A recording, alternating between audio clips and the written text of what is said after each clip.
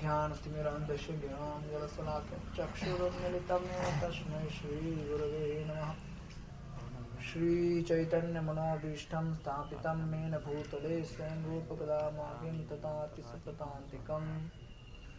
श्रीकृष्ण चैतन्य प्रभु नित्यानंद श्री अद्वैत गदाधर श्रीवासरि गौरभक्तवृंद। हरे कृष्णा कृष्ण कृष्णा हरे हरे, हरे राम राम राम हरे हरे।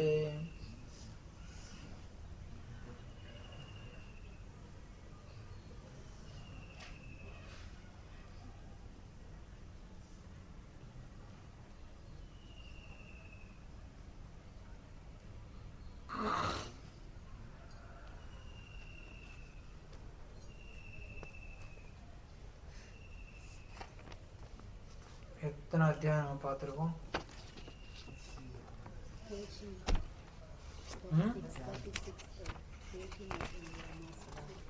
கேஷி மற்றும் வியோமாசுர வதம் இது நம்ம பார்த்துருக்கோம். இப்போ இன்னைக்கு நம்ம 37 இருந்து 43 வரைக்கும் பார்க்க போறோம். கம்சனை வதம் பண்ற வரைக்கும்.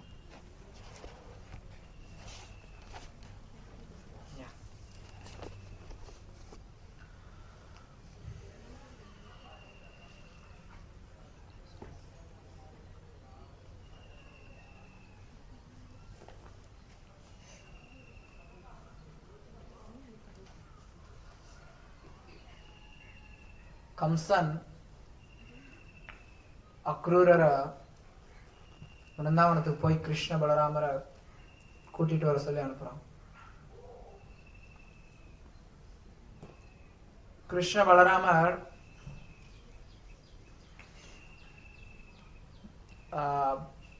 தேவகியினுடைய குழந்தைங்க அப்படிங்கிறது நாரதருடைய வாக்கினால தெரிஞ்சுட்டான். நாரதனுடைய வாக்கினால தெரிஞ்சுட்டு அப்பையில இருந்து அவனுடைய பயம் அதிகமாயிட்டே இருந்தது. கிருஷ்ண பலராமர் 2 பேரையும் வதம் பண்ணிடலாம் அப்படிங்கிற ஒரு எண்ணத்துல அக்ரூரரை அனுப்புறான். ஆனா நம்ம ஏற்கனவே பார்த்தோம், அக்ரூரர் பகவானுடைய மிகச்சிறந்த பக்தர். அதனால அவர் இந்த வாய்ப்பை ஒரு அற்புதமான ஒரு வாய்ப்பா எடுத்துட்டார். நான் கிருஷ்ண பலராமரை சந்திக்கக்கூடிய ஒரு அரிய வாய்ப்பு எனக்கு கிடைச்சிருக்கு. அவங்கள ரதத்துல வச்சு கூட்டிட்டு வரக்கூடிய ஒரு அற்புதமான வாய்ப்பு எனக்கு கிடைச்சிருக்கு. அவங்க 2 பேருமே கிருஷ்ண பலராம் அவர்களுடைய செயலுக்கு பின்னாடி பல காரணங்கள் இருக்கு. நம்ம முதல்ல பார்த்தோம், அக்ரூரர் கம்சனோட கூடவே இருந்தார். எதுக்காக அப்படின்னா, பகவானுடைய ஒவ்வொரு செயல்களுக்குமே அதுக்கு பின்னாடி காரணங்கள் இருக்கும். அவர் எல்லாரையுமே தன்னுடைய லீலைகளுக்கு எப்படி அவர் உபயோகப்படுத்திக்கணும்னு நினைக்கிறாரோ அந்த மாதிரி உபயோகப்படுத்திப்பார். பகவான் விருப்பப்பட்டார் அப்படின்னா ஒன்னும் இல்லாதவனையும் கூட அவருடைய லீலையில ரொம்ப பிரமாதமா உபயோகப்படுத்துவார். அதே பகவான் விருப்பப்பட்டார் அப்படின்னா எவ்வளவு மிகச்சிறந்தவனா இருந்தாலும் அவனை ஒன்னும் இல்லாம ஆக்கிடுவார். ஸோ அது பகவானுடைய திறன்ல ஒண்ணு. நிறைய இடங்கள்ல நம்ம அதை பார்க்கலாம். நீங்க பாத்தீங்கன்னா ஏதாவது ஒரு உதாரணம் கூட பார்க்கலாம்.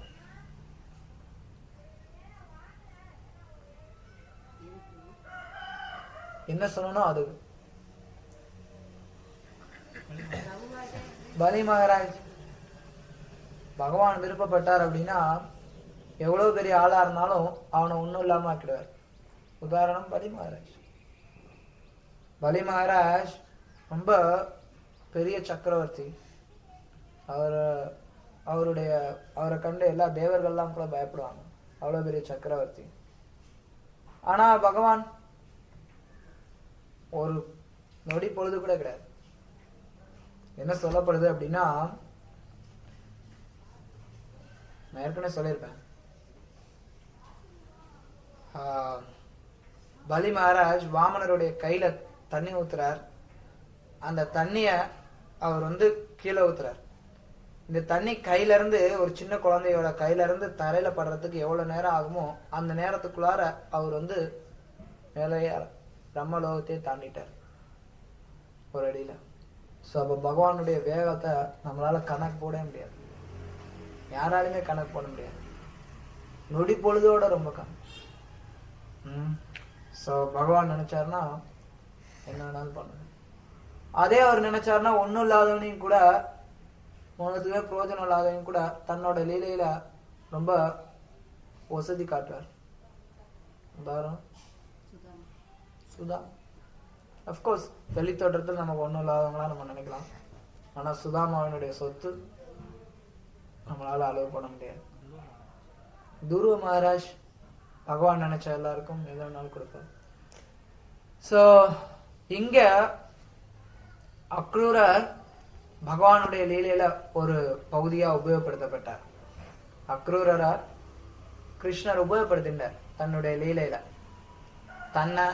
தன்னையும் பலராமரையும் விருந்தாவனத்துல இருந்து மதுரா கூட்டிட்டு போறது. கிருஷ்ண பலராம் விருந்தாவனத்துல இருந்து மதுரா போனது அப்படிங்கிறது ஒரு முக்கியமான ஒரு திருப்பு முனை கிருஷ்ண லீலைகள்ல. கிருஷ்ணரும் பலராமரும்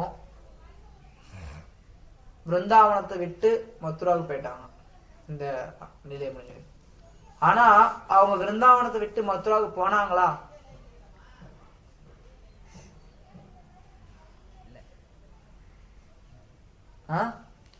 கிருஷ்ண பலராம் விருந்தாவனத்தை விட்டு மதுராவுக்கு போனாங்களா இல்லையா?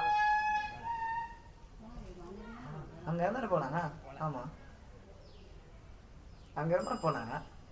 போலையா? எப்படி போல? கிருஷ்ணரும் பலராமரும் அவங்களுடைய ரசமா அங்க விருந்தாவனத்தை தங்கிட்டாரு. அவங்களோட பாவமா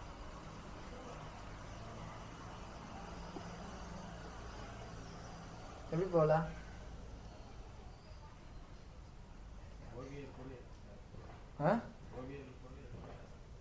அப்புறம் ஏன் கோபியர்கள் புலம்புறாங்க?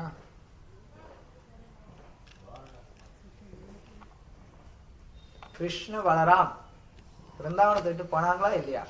சரி, வர வழியில பார்க்கலாம். ஆமா இல்ல ரெண்டுமே சொல்லலாம். நம்மளோட கண்ணோட்டத்துக்கு லீலாவினுடைய கண்ணோட்டத்துல இருந்து பாத்தீங்கன்னா அவர் விருந்தாவனத்தை விட்டு போனார். இன்னொரு புறத்துல லீலையினுடைய கண்ணோட்டத்துல இருந்து பாத்தீங்கன்னா அவர் விருந்தாவனத்தை விட்டு போகல. கிருஷ்ணர் விருந்தாவனத்தை விட்டு போயிட்டார் அப்படின்னா இன்னைக்கு ஏன் நம்ம விருந்தாவனம் போறோம்? இன்னைக்கு ஏன் நம்ம விருந்தாவனம் போறோம்? கிருஷ்ணரே அங்க இல்லன்னா உங்களுடைய கருத்து பிரகாரம் கிருஷ்ணர் விருந்தாவனத்தை விட்டு போயிட்டார். கரெக்ட் தானே சொன்னீங்க நீங்க? கூட்டிட்டு வர போயிட கூட்டிட்டு போயிறாரு. கிருஷ்ணர் விருந்தாவனத்தை விட்டு போயிறாரு. அப்புறம் ஏன் இன்னைக்கு நீங்க விருந்தாவனம் போறீங்க? இன்னைக்குன்னா நம்ம ஏன் விருந்தாவனம் போறோம்? கிருஷ்ணரே அங்க இல்ல, ஏன் விருந்தாவனம் போறோம்? கிருஷ்ணர் விருந்தாவனத்தை விட்டு ஒரு அடி கூட வெளியில எடுத்து வைக்கல. பார்க்கலாம் லீலைகள் வரும்போது. அக்ரூரர் கிருஷ்ண பலராம் கூட்டு வர்றதுக்காக அதிகாலையில கிளம்புறார். அவர் ஏகாதசி முடிஞ்சு அடுத்த நாள் கிளம்புறார். அப்ப அந்த வழி நெடுக அவர் கிருஷ்ணரையும் பலராமரையும் விருந்தாவனத்தையும் அவருடைய அதிர்ஷ்டமான ஒரு சூழ்நிலையும் நினைச்சுட்டே போறார். அக்ரூரர் நினைக்கிறார், நான் எதுக்குமே தகுதி இல்லாதவன். நான் கிருஷ்ண பலராம கூட்டிட்டு வர்றதுக்கு எந்த தகுதியும் எனக்கு கிடையாது. இருந்தாலும் அவங்களுடைய கருணையினால இது சாத்தியமாயிருக்கு. இதுதான் எப்பவுமே ஒரு பக்தன் எண்ணமே கொள்றான்.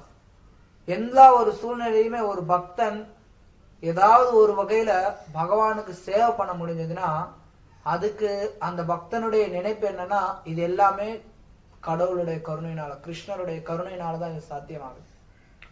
தனிப்பட்ட முறையில ஒரு பக்தனுக்குன்னு எந்த ஒரு திறமையும் கிடையாது, தகுதியும் கிடையாது அப்படிங்கறத பக்தன் எப்பவுமே மனதுல கொள்ளணும்.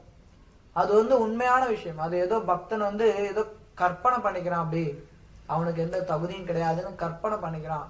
நம்ம கூட ஒரு சில நேரம் பாத்தீங்கன்னா பக்தர்கள் சொல்லுவான், பிரபுஜி எனக்கு ஒண்ணுமே தெரியாது பிரபு, ஆனா உள்ள பாத்தீங்கன்னா எனக்கு எல்லாம் தெரியும் அப்படிங்கிற எண்ணம் இருக்கும்.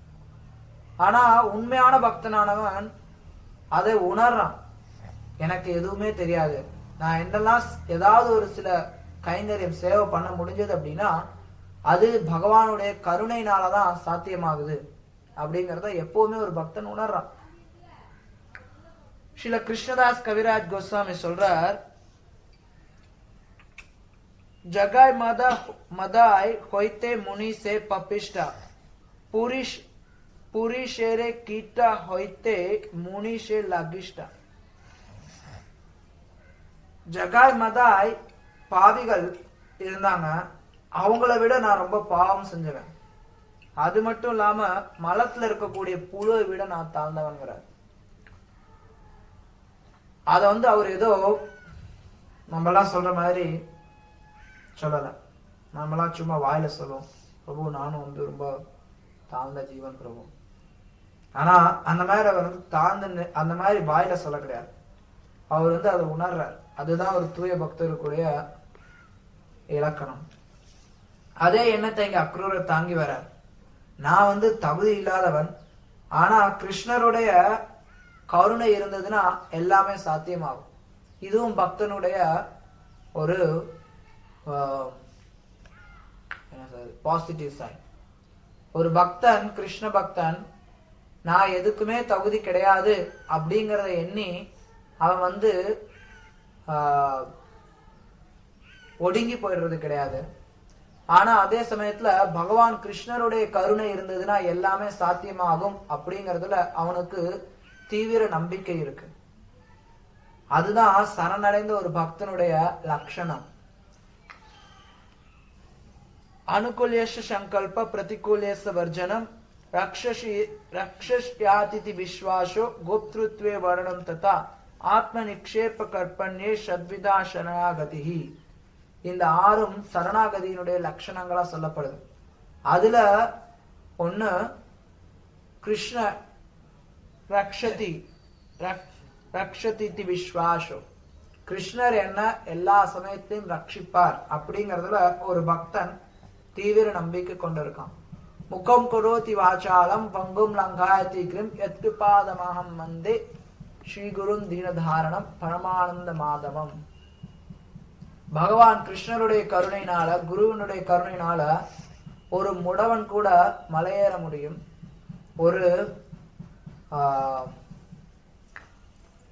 ஊமை கூட அழகான பாடல் ஏற்றி பாட முடியும்னு சொல்லப்படுது. சோ கிருஷ்ணருடைய கருணை இருந்ததுன்னா எல்லாமே சாத்தியமாகும் அப்படிங்கிற ஒரு விசுவாசமும் ஒரு பக்தன்ட்ட இருக்கு. கிருஷ்ணர் எப்பவுமே என்னை காப்பாற்றுவார் அப்படிங்கிற ஒரு எண்ணம் பக்தன்ட்ட முழுமையா இருக்கு. அந்த எண்ணம் அவனை மேலும் மேலும் பக்தி செய்யறதுக்கு உதவுது. கிருஷ்ணரும் கீதையில அவனுக்கு, அந்த பக்தனுக்கு தானே உதவி செய்யறேன்னு சொல்றார். என்னுடைய பக்தன் எப்பவும் அழியறது இல்லைன்னு வாக்குறுதி கொடுக்கிறார். நம்ம பக்த பிரணஸ்வதி. கிருஷ்ணர் எல்லாருக்கும் சமமா நடந்தாலும் அவருடைய பக்தர்களுக்குன்னு தனியா கருணை கொடுக்கிறார். சோ இதெல்லாம் பக்தனுக்கு ஒரு உதவியா இருக்கு. அதே சமயத்துல பக்தன் தான் எதற்கும் தனக்குன்னு எந்த ஒரு சொந்த தகுதியும் கிடையாது அப்படிங்கறதுலயும் எப்பவுமே ஆழமா நினைச்சுட்டு இருக்கான். இங்க அதுக்கு ஒரு உதாரணம் கொடுக்கிறார் அக்ரூரர். ஒரு சில நேரங்கள்ல நிறைய பொருள்கள் ஆத்துல அடிச்சுன்னு போயிட்டு இருக்கும். அடிச்சுன்னு போயிட்டு இருக்கும்போது அதுல ஏதாவது ஒரு சில புல்லுக்கு வாய்ப்பு கிடைச்சதுன்னா அது அப்படி ஓரமா தங்கிடும். அது ஏதோ அதிர்ஷ்டத்தினால தங்கிடுது. அது மாதிரி அவர் சொல்றார், அந்த மாதிரி இந்த சம்சார சாகரத்துல அடிச்சுட்டு போயிட்டு இருக்கக்கூடிய ஜீவனுக்கு எப்பயாவது கருணை கிடைச்சதுன்னா, பகவானுடைய கருணை கிடைச்சதுன்னா அப்படி ஓரமா ஒதுக்குவோம் அப்படின்னு சொல்லி அவர் ஒரு உதாரணம் கொடுக்கிறார். அப்புறம் அவர் நினைச்சு பாக்குறார், தன்னுடைய ஒரு அதிர்ஷ்டவசமான சூழ்நிலையை நினைச்சு பாக்குறார். அவர் கம்சனை புகழ்றார். கம்சன் ரொம்ப கருணை வாழ்ந்தான். கம்சனுடைய கருணையினாலதான் எனக்கு இந்த ஒரு வாய்ப்பு கிடைச்சது. இது பக்தனுடைய இன்னொரு வகையான மனப்பான்மைகள்ல ஒன்று. பக்தன் திருநாதபி சுனீச்சேனா தரோரபி சகிஷ்ணா அமானினா மானதேனா கீர்த்தனிய சுதாஹரி. அந்த நிலையில இருக்கக்கூடியவன் தான் பக்தன். அமானினா மானதேனா, எல்லாருக்கும் மரியாதை கொடுக்கிறான், தனக்குன்னு மரியாதை எதுவும் எதிர்பார்க்க கிடையாது. எதிரிகளுக்கு கூட அவங்க கிட்ட ஏதாவது நல்ல குணங்கள் இருந்ததுன்னா அதை பாராட்டக்கூடிய திறன் வாய்ந்தவனா இருக்கான் பக்தன். சோ அந்த மாதிரி இங்க அக்ரூரர் கம்சனை அவனுடைய இந்த ஒரு சுபாவத்தை அவன் என்ன தேர்ந்தெடுத்து அமைச்சிருக்கான். வேற யாராவது அமைச்சிருந்துக்கலாம் கம்சன், ஆனா என்ன அமைச்சிருக்கிறானே அப்படிங்கறதுல கம்சன் மேல அவருக்கு ஒரு கம்சனுடைய கருணையை அவர் புகழ்றார். அப்புறம் இன்னைக்கு நான் கிருஷ்ண பலராமனை சந்திக்க போறேன், என்னுடைய செயல்கள் எல்லாம் ஒழுங்கா நடைபெறுமா, என்னால சந்திக்க முடியுமா அப்படின்னு அவர் ரொம்ப ஆவலோட போயிட்டு இருக்கார். கிருஷ்ண பலராமனை நான் சந்திப்பனா அப்படின்னு. அப்ப அவர் போயிட்டு இருக்கும்போது மான் அவருடைய வலதுபுறமா போகுது. வேத பழக்கத்துல நிறைய இந்த மாதிரி சகுனங்கள் இருக்கு. இந்த சகுனங்கள் அதுல நிறைய விஷயங்களை நம்ம தெரிஞ்சுக்கலாம். நீங்க ராமாயணம் எடுத்து பாத்தீங்கன்னா நிறைய சகுனங்கள் தென்படும். ராமாயணம் படிச்சீங்கன்னா அதுல அங்காங்க நிறைய சகுனங்கள் இருக்கிறது, அதனுடைய தோற்றங்கள்லாம் நம்ம தெரிஞ்சுக்கலாம். இங்க அக்ரூரர் வரும்போது மான் வலதுபுறமா போகுது. அதை பார்த்தனையும் அக்ரூரருக்கு ஓ நல்ல சகுனம், நான் போற காரியம் இன்னைக்கு வெற்றி அப்படிங்கறத அவர் உணர்றார். அப்புறம் அவர் இன்னொரு விஷயத்தையும் சொல்றார். கிருஷ்ண பக்தி இல்ல அப்படின்னா பகவான் கிருஷ்ணரை நான் இன்னைக்கு போய் பார்க்க போறேன், அவரை சந்திச்சு அவர்கிட்ட நான் உறவாடல அப்படின்னா இந்த வாழ்க்கைய வீணாயிடும். நம்ம எவ்வளவு வார்த்தைகளை பேசணும், எவ்வளவோ செயல்களை செய்யறோம், ஆனா நம்மளுடைய வார்த்தைகள் செயல்களால நம்ம பகவான் கிருஷ்ணருடைய ரூபம் குணம் லீலை இத புகழ்றதுக்கு நம்ம உபயோகப்படுத்தல அப்படின்னா நம்மளுடைய வார்த்தைகள் எல்லாமே ஒரு செத்த பணத்துக்கு செய்யக்கூடிய ஒரு அலங்காரமா இருக்கும். செத்த பணத்துக்கு அலங்காரம் எவ்வளவுதான் பண்ணாலும் அது என்ன பிரயோஜனம் இருக்கு? ஒரு பிரயோஜனமும் கிடையாது. செத்த பணத்துக்கு அலங்காரம் பண்றதுனால அந்த பணம் எப்படி பண்ணாலும் பணம் பணம் தான். அது மாதிரி கிருஷ்ண பக்தி அப்படிங்கிறது இல்லாம பகவான் கிருஷ்ணரை புகழக்கூடிய வார்த்தைகளை, அவருடைய குணம் ரூபம் லீலைகளை புகழாம நம்ம எந்த செயல்களில் ஈடுபட்டு இருந்தாலும் அது எல்லாமே செத்த பணமாதான் நம்ம வாழ்க்கை வாழ்ந்துட்டு இருக்கோம். இது மாதிரி பாகவத்துல பாத்தீங்கன்னா 2வது காண்டத்துல நிறைய வர்ணனைகள் இருக்கு. நம்ம கிருஷ்ண பக்தியில ஈடுபடல அப்படின்னா எப்படி நம்ம வாழ்க்கையை வாழ்றோம் அப்படிங்க. ஏன் ஒருத்தர் கிருஷ்ண பக்தியில ஈடுபடலன்னா அவனுக்கும் மத்தவங்களுக்கும் என்ன வித்தியாசம்? பாகவத்துல 2வது காண்டத்துல இன்னும் ரொம்ப அருமையா அது பலமான வார்த்தைகளை உபயோகப்படுத்தி சுகதேவ கோஸ்வாமி வர்ணிக்கிறார். இங்க அதுல இருந்து ஒரே ஒரு கருத்தை மட்டும் சொல்றார் அக்ரூரர், செத்த பணத்தை அலங்கரிக்கிற மாதிரி. அப்புறம் அவர் நினைக்கிறார், நான் கிருஷ்ண பலராமரை பார்க்க போறேன், என்னை பார்த்தனையும் அவங்களுடைய ரெஸ்பான்ஸ் எப்படி இருக்கும் அப்படின்னு சொல்லி அவர் பயப்படுறார்.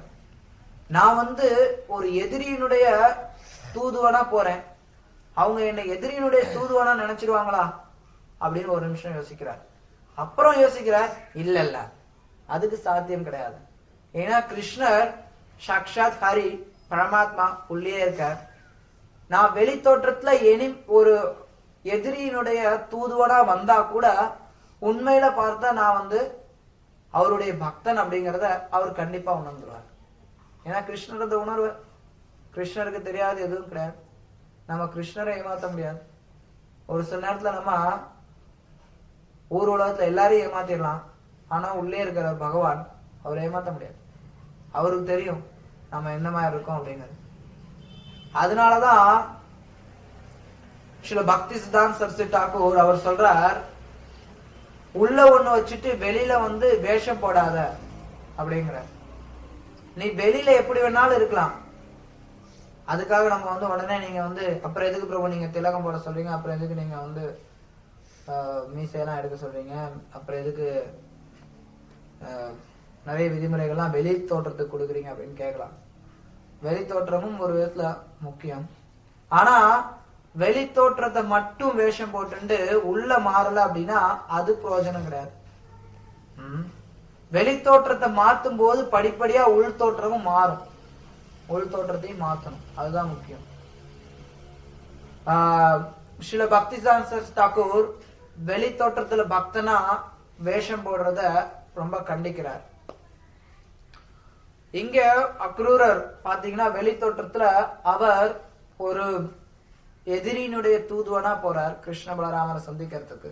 ஆனா உள்ள இருந்து பார்த்தோம் அப்படின்னா அவர் கிருஷ்ண பலராமரை சந்திக்கணும் அப்படிங்கிற ஒரு மிகப்பெரிய ஆவலை தாங்கிண்டு மிகப்பெரிய ஒரு ஏக்கத்தோட கிருஷ்ண பலராமரை நான் எப்படி சந்திப்பேன், எப்ப சந்திப்பேன், அவங்கள பார்த்து நான் எப்படி உறவு கொள்ள போறேன், அந்த ஒரு பூர்ண மனப்பான்மையோட போயிட்டு இருக்கார்.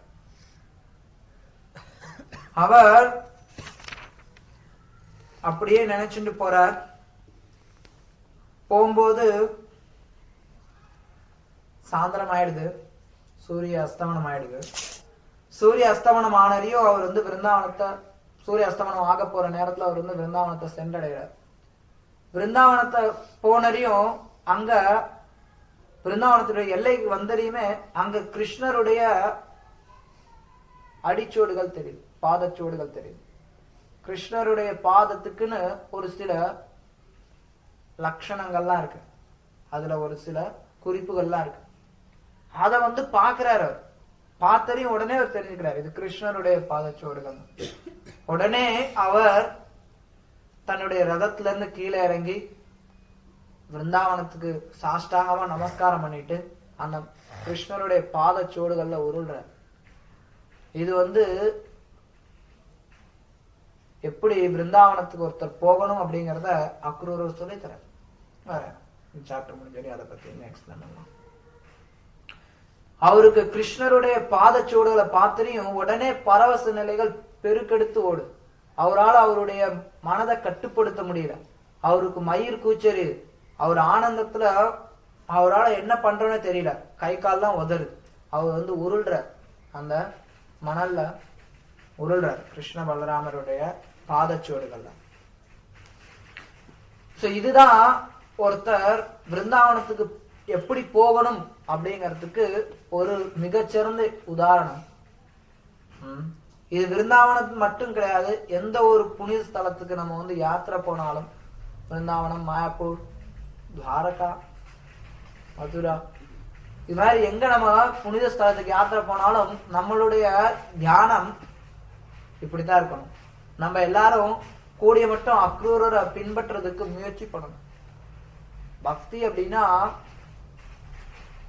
அதுக்கு 6 விஷயங்கள் உதவியா இருக்கும். யாருக்காவது ஞாபகம் இருந்தா சொல்லுங்க பார்க்கலாம்.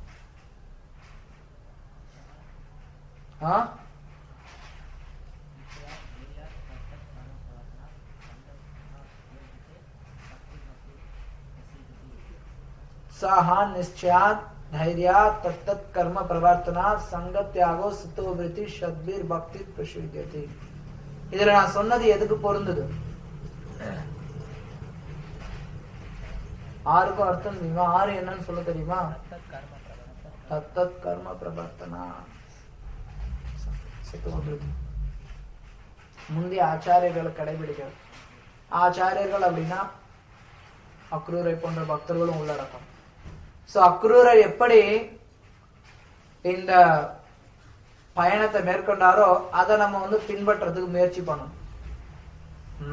நம்ம எங்கேயாவது, ஆனா நம்ம எப்படி இருக்கோம்னா, எங்கேயாவது புனித ஸ்தலத்துக்கு போனோம்னா நம்மளுடைய ஆஹாரம் பிரசாதம் பிரசாதம் பிரசாதம் பிரசாதம் கிடைக்குமா, பிரசாதம் கிடைக்குமா, பிரசாதம் இருக்கா பிரபு, இதுலயேதான் நம்மளுடைய மனப்பான்மை எல்லாமே இருக்கு. ஆனா அக்ரூரர் பாத்தீங்கன்னா அத பத்திலாம் யோசிக்கவே இல்லை. அவர் வழியில எங்கேயும் இறங்கி தண்ணி கூட குடிக்க கிடையாது. அவர் பாட்டு கிளம்பி வர பகவான் கிருஷ்ணரை நினைச்சுட்டே வர, கிருஷ்ணருடைய பால்ய லீலைகளையும் நினைச்சுட்டு வர.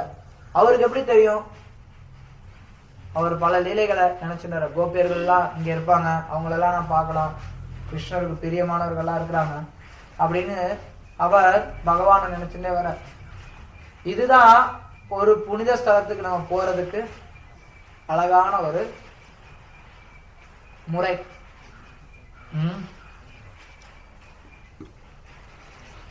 அப்புறம் கிருஷ்ணர் பார்த்துட்டார், வீட்டுக்கு வந்துட்டார். கிருஷ்ணர் வீட்டுக்கு வந்துட்டார். கிருஷ்ணரை பார்த்தரையும் அவருடைய மொத்த பயணமே பூர்ணத்துவம் அடைஞ்சிருச்சு. அவர் மகிழ்ச்சியில தாண்டவம் ஆடுறார். உடனே கிருஷ்ணருக்கு நமஸ்காரம் பண்ணார். கிருஷ்ணருக்கு நமஸ்காரம் பண்ணிட்டு மகிழ்ச்சிய வெளிப்படுத்துறார். அவர் நினைச்சுட்டே வந்தார், கிருஷ்ணர் என்ன பார்த்து மாமான்னு கூப்பிட்டாருன்னா எனக்கு அவ்வளவுதான் பக்குவம். கிருஷ்ணர் என்னை எப்படி ரிசீவ் பண்ண போறார் அப்படிங்கறதுல அவருக்கு ஒரு பயம் இருந்தது. கிருஷ்ணர் அக்ரூரரை பார்த்தரையும் ரொம்ப பாசத்தோட கூப்பிட்டு அவரு நலனை விசாரிக்க ஆரம்பிச்சார். உடனே அக்ரூரருக்கு பரமானந்தம். அவர் அந்த மாலை நேரத்துல, அதாவது இரவு நேரத்துல பொதுவா எதுவும் சாப்பிடக்கூடாது.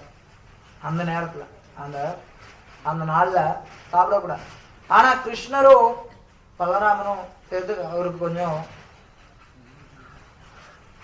சாப்பிடுறதுக்கு கொடுக்குறாங்க. அப்ப அவங்க சாப்பிடுறாங்க.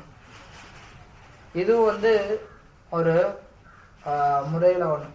கிருஷ்ணரே கையால கொடுக்கும்போது இந்த சின்ன சின்ன விதிமுறைகள்லாம் ஓரம் ஒதுக்கிடும். அதுதான் பக்தனுக்குரிய அழகு, அதுதான் முறையும் கூட. தர்மம் து சாக்ஷா பகவத் பிரணீதம். எது தர்மம், பகவானுக்கு எது பிடிக்குமோ, பகவான் என்ன செய்யறாரோ அதுதான் தர்மம். இந்த நேரத்துல செய்யக்கூடாது, அந்த நேரத்துல செய்யக்கூடாது அப்படின்னு தான் கிடையாது. அதெல்லாம் சாதாரணமா நம்ம பின்பற்றணும். ஆனா பகவத் காரியம்னு வரும்போது அப்ப அதெல்லாம் நம்ம பொருட்படுத்தக்கூடாது. அத அக்ரூரர் காட்டுறார். ஒழுங்கா வரவேற்கிறார் கிருஷ்ணரை. கிருஷ்ண பலராம் 2 பேரும் அக்ரூரரை ரொம்ப வரவேற்று அவங்க கிட்ட விசாரிக்கிறாங்க. நந்த மகாராஜ் வரார், அவரும் விசாரிக்கிறார். எப்படிப்பா நீ இருக்கிறாங்க மதுரால? மதுரால உன்னுடைய நிலைமை எப்படின்னா கசாப்பு கடையில இருக்கக்கூடிய மிருகம் ஆயிருதான். எந்த நேரத்திலயும் உனக்கு அபாயம். கசாப்பு கடையில இருக்கக்கூடிய மிருகம் எந்த நேரத்துல எந்த மிருகம் வேணாலும் வச்சுட்டு அவனுக்கு பாப்பான், ஏதோ ஒண்ணு எடுத்துட்டு போய் சக்குன்னு வெட்டிடும். அந்த மாதிரி கம்சனோட நீ இருக்கிற அப்படிங்கிறது கசாப்பு கடையில இருக்கக்கூடிய மிருகத்தினுடைய நிலைமைதான் உனக்கு எப்படி இருக்க அப்படின்னு சொல்லி ஆச்சரியப்படுற நந்த மகாராஜ். ஆனா அதே சமயத்துல நந்த மகாராஜ் அக்ரூரரை ரொம்ப ஆர்வத்தோட வரவேற்று அவருக்கு உபசரிக்கிறார். அந்த உபசரிப்புல அக்ரூரர் ரொம்ப மகிழ்ச்சி அடைகிறார். இதுதான் இந்த அத்தியாயம். அடுத்த அத்தியாயத்துல பாத்தீங்கன்னா அக்ரூரருக்கு ராத்திரி சாப்பிடுறதுக்கு கொடுக்குறாங்க. அதுக்கப்புறம் மதுரால என்ன நடக்குது அப்படிங்கறத கிருஷ்ணர் கேக்குறாரு. என்ன நடக்குது கிருஷ்ணருக்கு தெரியாதா மதுரால என்ன நடக்குதுன்னு? ஆனா கிருஷ்ணர் கேக்குறார். நிறைய தடவை பகவான் தன்னுடைய பக்தர்களுடைய வாயினால ஒரு சில விஷயங்களை கேட்கறதுல ஆனந்தப்படுறார். நம்ம அதுக்கு பல உதாரணங்கள் பார்க்கலாம். சைத்திர மகாபிரபு லீலையில கூட நிறைய தடவை சைத்திர மகாபிரபு தன்னுடைய பக்தர்கள்ட்ட இருந்து பல விஷயங்களை கேட்டு தெரிஞ்சுக்காரு. ஒரு அற்புதமான உதாரணம் யாரா கொடுக்க முடியுமா? ராமானந்தராய். ராமானந்தராயிட்ட இருந்து ரசதத்துவத்தை கேட்கணுங்கிறதுல அவர் ரொம்ப ஆர்வத்தோட அவரை சொல்ல தூண்டினார். சோ அது மாதிரி பகவான் இங்க மதுரால என்ன நடக்குது அப்படிங்கறத கேட்டு தெரிஞ்சுக்கிறார். இவர் சொல்றார், மதுரால என்னெல்லாம் நடந்தது, கம்சன் இந்த மாதிரி உங்களை கொல்லத்துக்கு திட்டம் தீட்டி இருக்கான். நாரதர் சொல்லிட்டாரு, நீங்க தான் வசுதேவர் தேவகியோட பையங்கிறத நாரதர் சொல்லிட்டாரு. அதனால வசுதேவர் தேவகி உட்பட உங்களை எல்லாரையுமே உக்ரசேனர் உட்பட எல்லாரையும் கொலை பண்றதுக்கு கம்சன் திட்டம் தீட்டி இருக்கான் அப்படிங்கறத சொல்றார். சோ அப்புறம் கிருஷ்ணர் வருத்தப்படுற, என்னால எங்க அப்பாவுக்கு எவ்வளவு கஷ்டம். பகவான் பாரு, பகவான் பக்தர்களுக்கு துயரம் கொடுக்கறதே கிடையாது. ஒரு சில நேரங்கள்ல நமக்கு வெளி தோற்றத்துல துயரமா தெரியலாம். வசுதேவர் தேவகி கஷ்டப்பட்டது, பாண்டவர்கள் கஷ்டப்பட்டது, பிரகலாத் மகாராஜ் கஷ்டப்பட்டது, இதெல்லாம் நமக்கு வேணா கஷ்டமானதா தோன்றலாம். ஆனா அந்த பக்தியினுடைய நிலையில இருக்கக்கூடியவங்களுக்கு அதுவே ஒரு பரவச நிலை. குந்தி மகாராணி சொல்றாங்க, கிருஷ்ணா நீ எங்களுக்கு கஷ்டத்தை நிறைய கொடு. ஏன்னா யார் ஒருத்தர் பக்தியினுடைய கொள்கைகளை புரிஞ்சு வச்சிருக்காங்களோ அவங்க கஷ்டம் வரும்போது பகவான் கிட்ட இன்னும் அதிகமா சரணடைறாங்க, பகவத் பக்தியில இன்னும் அதிகமா ஈடுபடுறாங்க. அதனால அவங்க கஷ்டத்தை விரும்புறாங்க. சோ இத நம்ம இங்க ஆனா கிருஷ்ணர் தன்னுடைய பக்தன் கஷ்டப்படுறாரே அப்படிங்கறத கண்டு வருத்தப்படுறாரு. பிரகலாதனுக்கு கஷ்டம் ஓடி வந்தார் நரசிங்கர். பாண்டவர்களுக்கு கஷ்டங்கிறதுனால கிருஷ்ணர் அதுக்காக பல கெட்ட பேர் வாங்கிட்டார்.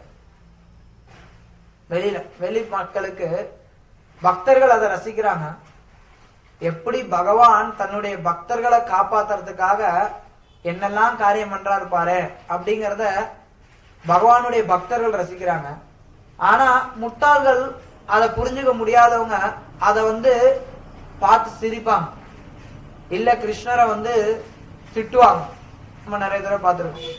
அது ஏன் கிருஷ்ணர் ஏமாத்தி கர்ணனை கொன்னுட்டார், ஏமாத்தி துரோணாச்சாரியரை கொன்னுட்டார், இப்படின்னா இல்லை ஏமாத்தி துரியோதனனை கொன்னுட்டார், தொடல் அடிக்க சொல்லிட்டார், இப்படிலாம் சொல்லுவாங்க.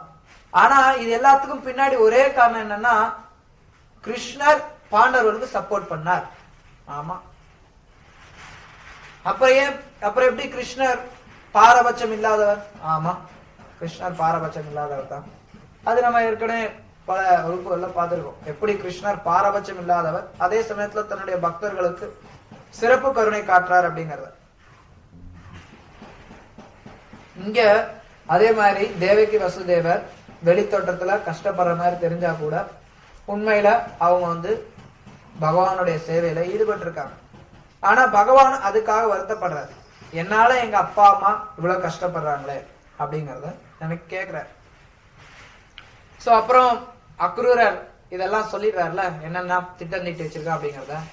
உடனே கிருஷ்ணர் நந்த மகாராஜையும் கூப்பிடுறார். நந்த மகாராஜ், பாப்பா இந்த மாதிரி இவர் என்ன எங்க 2 பேரையும் கூட்டு போறதுக்கு வந்திருக்கிறார், நீங்களும் வாங்க நம்ம எல்லாம் போலாம். கம்சன் தனுர் யஜ்யத்துக்கு ரெடி பண்ணிருக்கான், நம்ம எல்லாரும் போலாம். கிருஷ்ணருக்கு என்ன வயசு யாருக்கு தெரியும்? 12 வயசு. 12 வயசு பையன், சின்ன பையன். கூப்பிடுறார், அப்பா போலாம். சரி போலாம். அவங்க எல்லாம் உடனே தயாராயிட்டாங்க. அவங்க எல்லாருமே உடனே அடுத்த நாள் காலையில கிளம்புறதுக்கு தயாராகிறாங்க. அப்போதைக்கு இந்த விஷயங்கள் கோபியர்களுக்கு தெரியுது. கோபியர்களுக்கு தெரிஞ்சறியும் கிருஷ்ணர் பிருந்தாவனத்தை விட்டு போறார் அப்படிங்கறது தெரிஞ்சறியும் அவங்களுடைய இதயம் உடைஞ்சு போச்சு. அவங்களுடைய இதயம் சின்ன பின்னம் ஆயிடுச்சு, சுக்குநூறு ஆயிடுச்சு. கிருஷ்ணர் நம்மளை விட்டு போறாரா, அது எப்படி நம்ம அனுமதிக்கிறது? கிருஷ்ணர் போயிட்டா நமக்கு என்ன இருக்கு அப்படின்னு சொல்லி அவங்க புலம்ப ஆரம்பிச்சிட்டாங்க, நினைக்க ஆரம்பிச்சிட்டாங்க. கிருஷ்ணரோட நம்ம அற்புதமான இரவுகளை கழிச்சோமே, இப்ப கிருஷ்ணர் போயிட்டா என்ன பண்ண முடியும் அப்படின்னு சொல்லி புலம்ப ஆரம்பிக்கிறாங்க. அவங்க நெஞ்சில அடிச்சுக்கிறாங்க, கிருஷ்ணர் போறாரு அடிச்சுட்டு. அவங்க விதி எப்படிலாம் வேலை செய்துப்பார் அப்படின்னு சொல்லி புலம்ப ஆரம்பிக்கிறாங்க. இந்த விதி ரொம்ப மோசமானது. இது நண்பர்களை ஏற்படுத்துது, அந்த நண்பர்களை பிரிச்சிடுது. இந்த எல்லாமே இத நம்பவே கூடாது. நம்ம விதிவசத்தினால நாங்க நண்பர்களானோம், இப்ப அது எங்களை பிரிச்சிடுதே, கிருஷ்ணரையும் எங்களையும் பிரிக்குதே, இது ரொம்ப கொடூரமானது அப்படின்னு சொல்லி விதியை திட்டுறாங்க. அப்புறம் கிருஷ்ணரை திட்டுறாங்க. கிருஷ்ணரும் கொடுமைக்காரன் தான். இவருக்கு எப்பவுமே புதுசா நண்பர்கள் வேணும்னு ஆசைப்படுறாங்க. நம்ம எல்லாத்தையும் விட்டுட்டு இவர் பின்னாடி வந்தோம், ஆனா இவரு நம்மளெல்லாம் விட்டுட்டு வேற எங்கேயோ போறாரு. போயிட்டு மதுரால போனா அங்கெல்லாம் பட்டணத்து பெண்கள், அவங்கெல்லாம் இந்த கிராமத்து பெண்களை விட அழகா இருப்பாங்க. அதனால எங்களை விட்டுருவார், இந்த கிருஷ்ணர் அப்படின்னு சொல்லி அவங்களுக்கு வர பேசிக்கிறாங்க. மதுரா பெண்களை பார்த்தா எங்களை விட்டுடுவாங்க அப்படின்னு சொல்லிட்டு கிருஷ்ணரையும் அவங்க திட்டுறாங்க. உடனே நம்ம நினைச்ச கூடாது நம்மளும் கிருஷ்ணரை திட்டலாம் அப்படின்னு. கோபியர்கள் கிருஷ்ணரை திட்டும் போது கிருஷ்ணர் அதை ஆனந்திக்கிறார். நம்ம கிருஷ்ணரை திட்டணும் அப்படின்னா கிருஷ்ணருடைய இன்னொரு சக்தி இருக்கு, அவங்க நம்மள ஆனந்திப்பாங்க. மாயா சக்தி. அவங்க நம்மள தோச்சுக்காங்க. பக்தர்கள் பகவான நிந்திக்கும் போது பகவான் ஆனந்திக்கிறார். அப்புறம் அக்ரூரையும் திட்டுறாங்க. இந்த அக்ரூரை வந்துட்டார், இவரு தான் எல்லாத்தையும் தூக்கிட்டு போறார், வந்துட்டார் நல்லா நம்ம ஆளை கூட்டு போறது அப்படின்னு சொல்லிட்டு அக்ரூரையும் நிந்திக்கிறாங்க. இந்த கிருஷ்ணர் பாரு என்ன நடக்குதுன்னு தெரியாம அவர் பாடி ரதத்துல போய் உட்கார போறாரு, என்ன நடக்க போதோ தெரியல அப்படின்னு சொல்லி நினைக்கிறாங்க. இந்த கிருஷ்ணருக்கு புத்தியே கிடையாது, கருணையும் கிடையாது. இங்க இருக்கக்கூடிய கோபர்களுக்கும் கருணை கிடையாது. கிருஷ்ணர் தான் கருணை இல்லைன்னா இங்க இருக்கிற மித்த ஜனங்களா இருக்கிறாங்களே, இவ்வளவு பேர் இருக்கிறீங்களே இந்த கோபர்கள்லாம், இவங்களுக்கு தெரியலையா கிருஷ்ணன் நம்மளை விட்டு போறாருன்னு? ஏன் இவங்க எல்லாம் கருணை இல்லாம இருக்காங்க? சரி, இதாவது தொலைது, இந்த தேவர்களுக்காவது கருணை இருக்குதா? அவங்களாவது ஏதாவது மழை கொண்டு புயலை கொண்டு கிருஷ்ணர் இங்க இருந்து போறதை நிறுத்தலாமே. அவங்களுக்கும் கருணை இல்லையே. யாருதான் நம்மளுக்கு உதவி செய்ய போறாங்க? சரி, நம்மளே போய் தடுத்து நிறுத்தலாம் அப்படின்னு முடிவு பண்ணிடுறாங்க. ராத்திரி ஃபுல்லா அவங்க புலம்பின்ண்டே இருந்து நம்மளே போய் நிறுத்தலாம் அப்படின்னு சொல்லி முடிவு பண்ணிடுறாங்க. அப்புறம் காலையில ஆயிடுது, எல்லாம் கிளம்புறதுக்கு தயாராயிட்டாங்க. இவங்க கிருஷ்ண பலராம் 2 பேரும் கிளம்புறதுக்கு தயாராயிட்டாங்க. அப்ப உடனே இவங்கெல்லாம் வந்துட்டாங்க, படம் எடுத்துட்டு வந்துட்டாங்க. கோபியர்கள்லாம் போக முடியாம தடுத்து நிறுத்துறாங்க. இது அவங்களுடைய சரணாகதியை காட்டுது. எத்தனையோ தங்களுடைய நண்பர்கள், உற்றார், உறவினர் எல்லாரும் இருக்காங்க. கணவன், ஒரு சிலர் திருமணம் ஆயிருந்தது, கணவன், திருமணமாகாத பெண்களுக்கு எல்லாருமே அங்க சின்ன வயசுல திருமணம் ஆயிடுச்சு. தாய் தந்தையர் இருக்காங்க. ஆனா கோபியர்கள் எல்லாருமே கிருஷ்ணர் முன்னாடி நிறுத்துறாங்க, கிருஷ்ணரை நிறுத்துறாங்க. கிருஷ்ணா நீ போகாத, எங்களை விட்டு போகாத அப்படின்னு சொல்லி நிறுத்துறாங்க.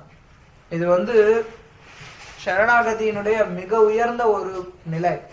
நம்மளால கற்பனை பண்ணி கூட பார்க்க முடியாது.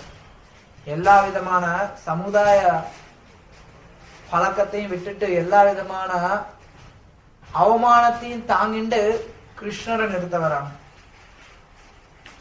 அப்ப கிருஷ்ணர் அப்படியே ஒரு கண்ணோட்டம் விடுறாரு, அப்படியே பாக்குறாரு கோபியர்கள் எல்லாரையும். அந்த பார்வையை பார்த்தறியுமே அவங்க மயங்கிடுறாங்க. ஆனாலும் உள்ள அவங்களுக்கு முடியல. ஆனா கிருஷ்ணர் அந்த ஒரு புன்சிரிப்பை கொடுத்தறியும் அந்த புன்சிரிப்பு அவங்களோட உடைச்சது. அப்படியே ஒரு பார்வை பார்த்துட்டு சொல்றாரு, பயப்படாதீங்க, நான் போயிட்டு வர்றேன், நான் வருவேன் அப்படின்னு சொல்லி வாக்குறுதி கொடுக்கிறார். வாக்குறுதி கொடுத்துட்டு கிளம்பிடுறார்.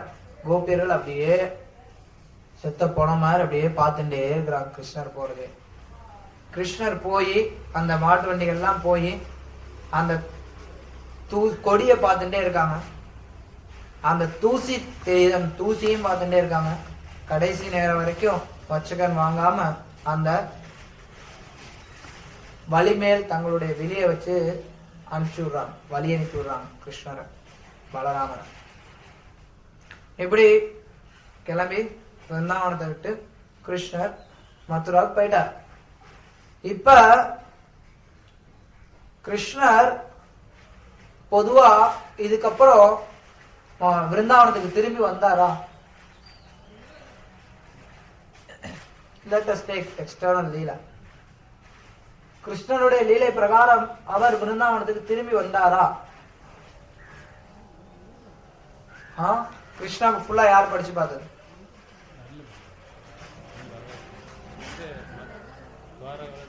மதுரா போறார், மதுராலே தங்கிடுறார். அப்புறம் துவாரகா போயிடுறாரு. விருந்தாவனத்துக்கு திரும்பி வரவே இல்லைல்ல, அப்புறம் ஏன் இங்க வாக்குறுதி கொடுக்குறாரு கோபியர்கிட்ட? அது அப்ப அவங்கதான் வந்து போய் பார்த்தாங்க, கோபியர்கள் தான் போய் கிருஷ்ணரை பார்த்தாங்க குருக்ஷேத்திரத்துல. அது நடுவு ஒரு இடம் வரைக்கும் வந்தாங்க. அதுவும் சிம்பாலிக்கல் ரெப்ரசன்டேஷன்.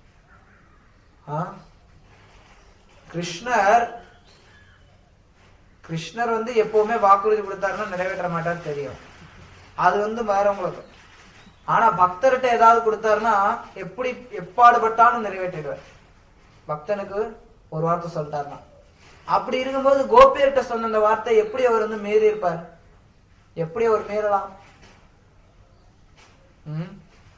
அவரெல்லாம் கோபியரோட ஹிருதயத்துல இருக்கும்போது எங்கேயும். இதத்தான் இவரு சொல்வார், உத்தவர் சொல்வார், படிப்போம் பின்னாடி. ஆக்சுவலி கிருஷ்ணர் திரும்பி வந்தார், அது புராணங்கள்ல மென்ஷன் பண்ணி. கிருஷ்ணர் திரும்பி வந்து எல்லாரையும் கூட்டு போயிட்டார். நீங்க பாத்தீங்கன்னா கிருஷ்ணர் அஸ்தினாபுரத்துல இருந்து துவாரகைக்கு போகக்கூடிய ஒரு நிகழ்ச்சி இருக்கு ஸ்ரீமத் பாகவத்தினுடைய முதல் காண்டத்துல. அப்ப கிருஷ்ணர் திரும்பி துவாரகைக்கு வர்றத துவாரகாவாசிகள் எல்லாரும் மகிழ்ச்சியோட வரவேற்கக்கூடிய நிகழ்ச்சி வந்து ரொம்ப விஸ்தாரமா இருக்கும் பாகவத முதல் காண்டத்துல. ஞாபகம் இருக்கா? யாரெல்லாம் படிச்சிருக்கீங்க பாகவத முதல் காண்டம்?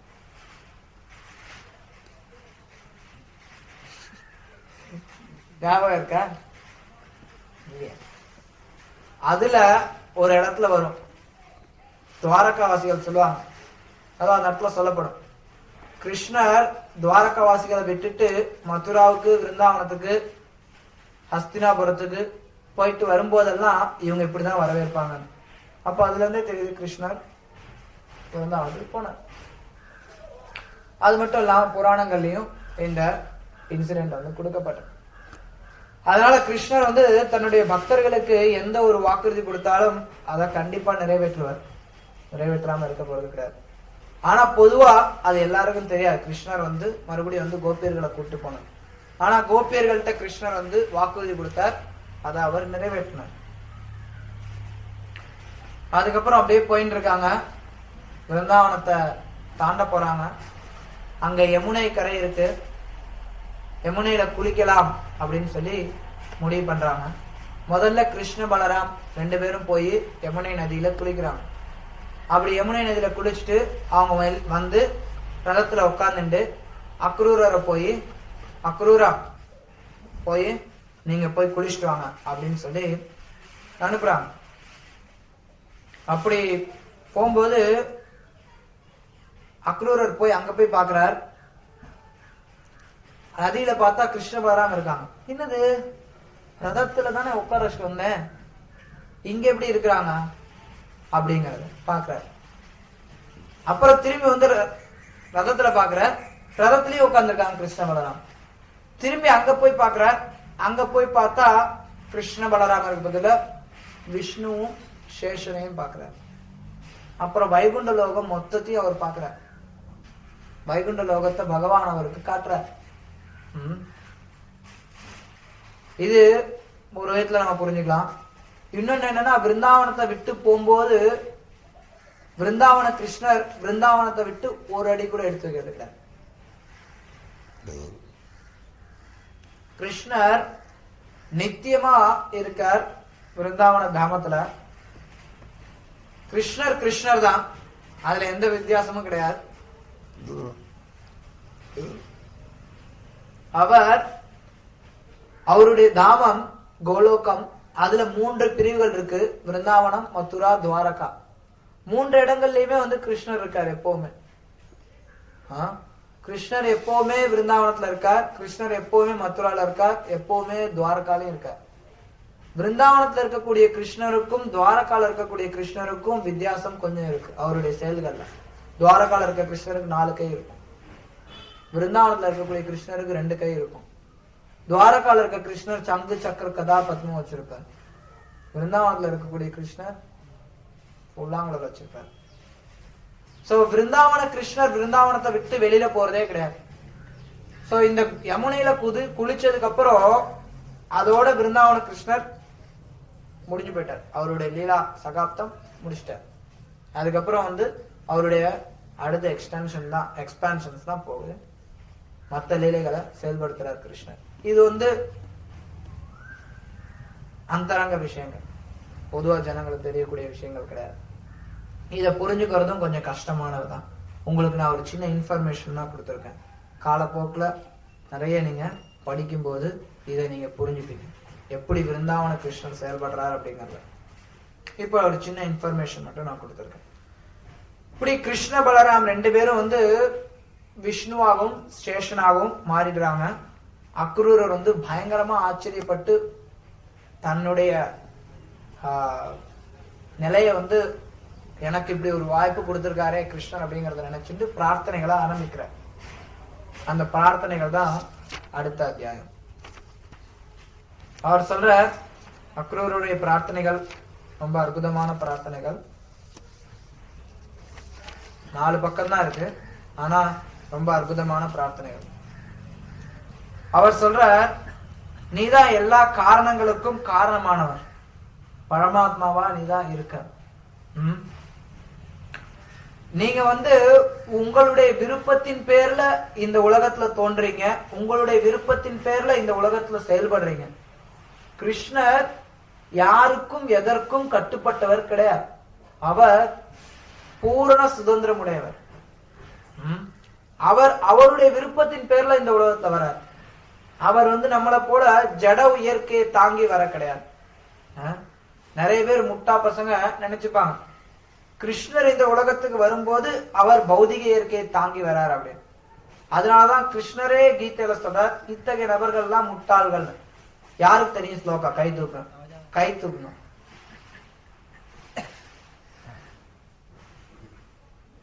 அங்க யாரும் உங்கள ஒருத்தருக்கும் தெரியாதா?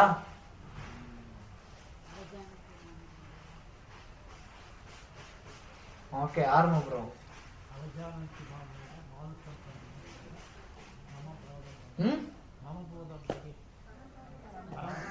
பரம் பாவம் அஜானந்தோ மம பூத மகேஸ்வரம். ரொம்ப முக்கியமான ஸ்லோகா, எல்லாரும் தெரிஞ்சுக்கணும், எல்லாரும் யூஸ் பண்ணணும்.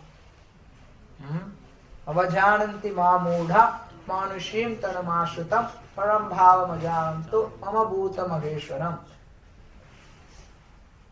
மூடர்கள் நான் இந்த மனித ரூபத்துல வரும்போது என்னை ஏளனம் பண்றாங்க அப்படின்னு சொல்லி கிருஷ்ணன் சொல்றார். சோ கிருஷ்ணர் அவருடைய சொந்த விருப்பத்தின் பேர்ல வரார். அவர் எதுக்கும் கட்டுப்பட்டவர் கிடையாது. ஆனா சாதாரண ஜனங்க முட்டா பசங்க என்ன நினைச்சுக்கிறாங்கன்னா, கிருஷ்ணரும் ஜட இயற்கையை தாங்கி வராருன்னு. அததான் இங்க அக்ரூரர் தெளிவுபடுத்துறார். கிருஷ்ணா நீ ஜட இயற்கைக்கு அப்பாற்பட்டவர். கிருஷ்ணனும் கீதையில சொல்ற, நான் திரிபீர் குணமயிர் மாயை திரிபீர் குணமயிர் மாயை ஏபி சர்வமிதம் ஜகத் மோகிதம் நாபி ஜானாதி மாமேவ பரமவ்யயம். கிருஷ்ண சொல்றார், இந்த உலகத்துல இருக்கக்கூடிய ஜனங்க எல்லாருமே இந்த உலகத்துல இருக்கக்கூடிய ஜனங்க எல்லாருமே இந்த முக்குணங்களால மயங்கி இருக்கிறாங்க. இந்த முக்குணங்களால மயக்கப்பட்டிருக்கிறதுனால இந்த முக்குணங்களுக்கு அப்பாற்பட்ட என்ன இந்த உலகத்துல யாரும் தெரிஞ்சுக்க மாட்டாங்க. திருபீர் குணமயமாவ இந்த 3 குணங்களால பாதிக்கப்பட்டிருக்காங்க ஜனங்க எல்லாரும். அதனால இந்த முக்குணங்களுக்கு அப்பாற்பட்ட என்ன யாரும் தெரிஞ்சுக்கிறது கிடையாதுங்க. சோ அததான் இங்க அக்ரூரனும் சொல்ற, நீங்க உங்களுடைய விருப்பத்தின் பேர்ல தோன்றீங்க, இந்த ஜட இயற்கைக்கு அப்பாற்பட்டவர் நீங்க. கிருஷ்ணர் கீதையிலையும் சொல்ற, ஆத்ம மாயா நான் என்னுடைய சொந்த விருப்பத்தின் பேர்ல தோன்றேங்கிறார். அப்புறம் அவர் சொல்றார் அக்ரூரர், நீங்க பல்வேறு மக்களால பல்வேறு விதத்துல வழிபடப்படுறீங்க. என்ன சொல்றாருன்னா, ஒரு சில மக்கள் உங்களை நேரடியா வழிபடுறாங்க, ஒரு சில மக்கள் உங்களை மறைமுகமா வழிபடுறாங்க. மறைமுகமான எப்படி? தேவர்கள் மூலமா வழிபடுறாங்க.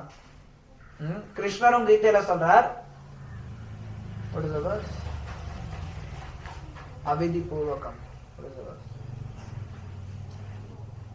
9th chapter. 9 Avidhi Purvakam is 9. Anyway. Mayeva Viditan Vitan Antamanta Phalam Shesam Tad Bhagavad. No. Anyway. So Krishna கீதையில சொல்றார், இந்த தேவர்களை வழிபடுறதும் என்ன வழிபடுறதுதான். ஆனா அது முறையான வழிபாடு கிடையாது, தவறா வழிபடுறது. நேரடியா கிருஷ்ணரை வழிபடுறதுதான் கிருஷ்ணரை வழிபடுறது. தேவர்களை வழிபடுறதும் ஒரு விதத்துல கிருஷ்ணரை வழிபடுறதுதான். எப்படி? தேவர்களுக்கான சக்தி அவர் தான் கொடுக்கிறார். அப்புறம் அதுக்கான நம்பிக்கை அவர் தான் கொடுக்கிறார். அப்புறம் தேவர்களை வழிபட்டாலும் யாரை வழிபட்டாலும் அந்த வழிபாட்டினுடைய பொருள் பகவான் ஒருத்தர் தான். வழிபாடு அப்படின்னா அதுக்கு உரியவர் பகவான் கிருஷ்ணர் மட்டும்தான். அதனால யாரை வழிபட்டாலும் அந்த வழிபாடு அவரைத்தான் போய் சேர்ந்தாகணும். பக்தாரம் எக்க தபசாம் சர்வலோக மகேஸ்வரம் சுகிருத்தம் சர்வபூதானம் யாத்வா மாம் சாந்தி முச்சதி. போக்தாரம் யஜ்ஞ தபசாம், யஜ்யங்கள் தவங்கள் எல்லாத்தையும் அனுபவிக்கக்கூடியவர் அவர் தான், கிருஷ்ணர் தான். இறுதி அனுபவிப்பாளர் கிருஷ்ணர் தான். சோ நீங்க யாகம் பண்றோம், நாங்க பிள்ளையாருக்காக யாகம் பண்றோம் அப்படின்னா அதை இறுதியில அனுபவிக்கக்கூடியவர் கிருஷ்ணர் தான். அதனாலதான் சொல்லப்படுது தேவர்களை வழிபடுறது அப்படிங்கறதும் மறைமுகமா கிருஷ்ணரை வழிபடுறது தான். ஆனா அது கிருஷ்ணரை வழிபடுறதுக்கு இணையாயிடாது. இதையும் நம்ம புரிஞ்சுக்கணும், தெளிவா புரிஞ்சுக்கணும். தேவர்களை வழிபடுறது ஒரு விதத்துல கிருஷ்ணர் வழிபடுறது தான். ஏன்னா கிருஷ்ணரே எல்லாம், எல்லாமே கிருஷ்ணர் தான். ஒரு விதத்துல நீங்க பாத்தீங்கன்னா கிருஷ்ணரை தவிர வேற பொருட்கள் எதுவும் கிடையாது. ஜீவாத்மாவும் கிருஷ்ணருடைய அம்சம் தான். அதனால இந்த பிரகிருதியும் கிருஷ்ணருடைய சக்தி தான். சக்திக்கும் சக்திமானுக்கும் வித்தியாசம் இருக்கு, வித்தியாசம் கிடையாது. அச்சிந்த பேத பேத தத்துவம் நிறைய தடவை நீங்க கேட்டிருப்பீங்க. சக்திமான் கிருஷ்ணர், அவருடைய சக்திகள் நம்ம எல்லாரும். அவருடைய சக்தி பொதுவா 3 வகைப்படும். என்னென்ன? அவருடைய சக்தி நிறைய இருக்கு. பராச சக்தி, விவிதைவ ஸ்ரூயத்தை, நிறைய சக்திகள் இருக்கு. இருந்தாலும் 3 வகையா நம்ம பிரிக்கலாம் அவருடைய சக்திய. சொல்லுங்க பார்க்கலாம், யாருக்கு தெரியும்? தெரிஞ்சவங்க கை தூக்கணும். கிருஷ்ணருடைய சக்திகள் 3 விதமா பிரிக்கலாம். ரவி ப்ரோ,